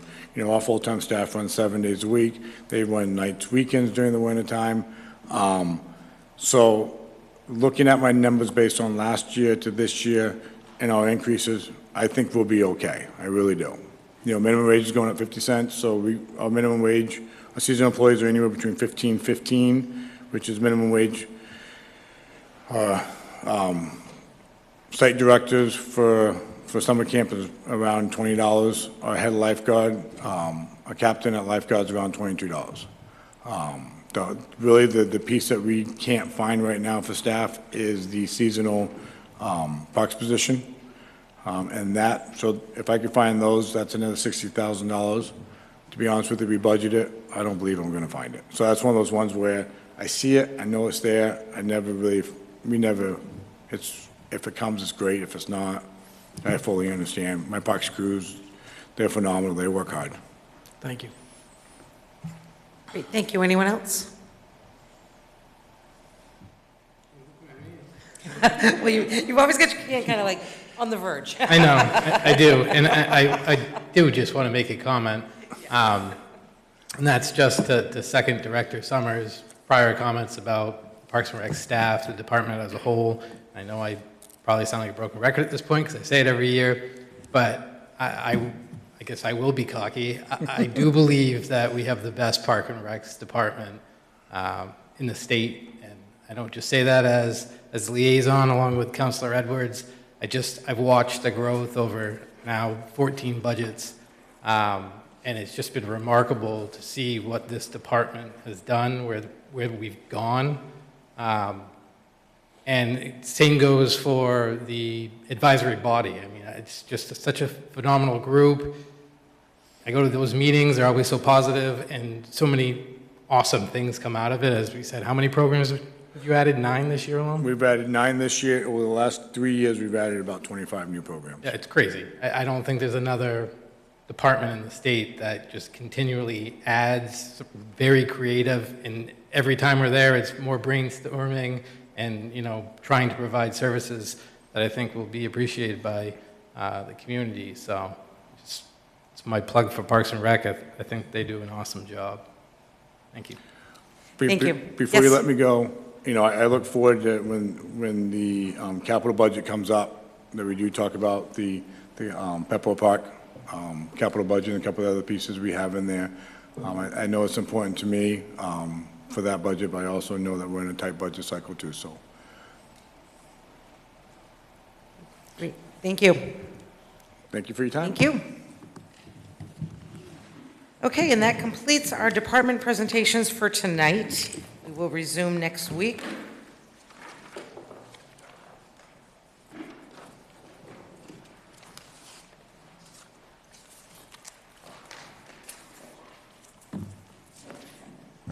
Okay, moving on to item 11, that is an administrative update. City Administrator Pelletier. Thank you, Madam Mayor. RFP Beach Street MPI paving project. We are soliciting bids for the Beach Street paving project. Bids will be accepted until 1 p.m. on Wednesday, April 29, 2026. You can find more information on our website under the bids and RFPs. The City of Saco is encouraging residents to consider joining the York County Emergency Management Agency's CERT program. This free training program provides 21 hours of hands-on instruction in emergency preparedness. No prior experience is required. York County is currently recruiting for the fall 2026 cohort. Classes will be held in Alfred Interested individuals can apply online at yorkcountymaine.gov, and also there will be an informational session that will be held at Dyer Library on April 16th at 6:30 p.m. for those who want to learn more. Pepperell Park redesign survey. Almost 500 community members have responded to the city survey focused on the future of Pepperell Park. Your feedback will help guide the redesign options that will later be presented to City Council for consideration. Please take the survey at sacomaine.org/Pepperell Park Committee, and thank you for taking a few minutes to add your voice to this process. New Greater Portland Council Government Survey Panel. Make Saco's voice heard on important local issues through this new Greater Portland Council Government Initiative flash vote. You'll get a short 1-minute survey every few months and see full survey results within 48 hours. Your feedback is always anonymous. Your input will help leaders in the region make better decisions for everyone in the community. To sign up, visit flashvote.com/GPCOG. Just a reminder, our budget process is ongoing, and the budget documents are available at sacomaine.org/budget. Residents are encouraged to review materials and follow along at our meetings. Anyone with questions about the budget process may email budget@sacomaine.org. Throughout April, the departments will continue to present FY27 budget requests to the council. Presentation materials will be posted on the city's website as they become available. Formal public hearing will be held on May 4th at 6:30. Residents are encouraged to attend, watch online, and submit questions in advance. Our upcoming council meetings are April 13, April 27, and May 4. That concludes my report. Thank you very much. Any questions or comments for the city administrator? Okay, moving on to item 12, that is council discussion and comment. Any councilors wishing to speak? Councilor Johnston? Thank you. I just was looking to clarify and revisit the item A vote. I had made the motion to table.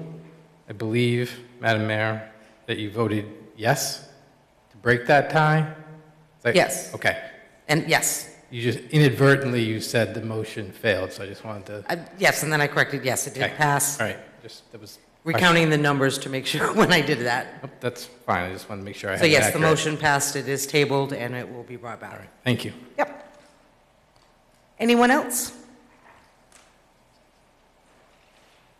Okay, moving on to item 12, that is adjournment. Is there a motion to adjourn? So moved. Motion made by Councilor Edwards. Is there a second? Second. Second by Councilor Hewitt. Roll call vote. Councilor Edwards? Yes. Councilor Parks? Yes. Councilor Arden? Yes. Councilor Gale? Yes. Councilor Hewitt? Yes. Councilor Johnston? Yes. Motion to adjourn passes 6-0 at 9:37. Thank you, everyone, and have a great night.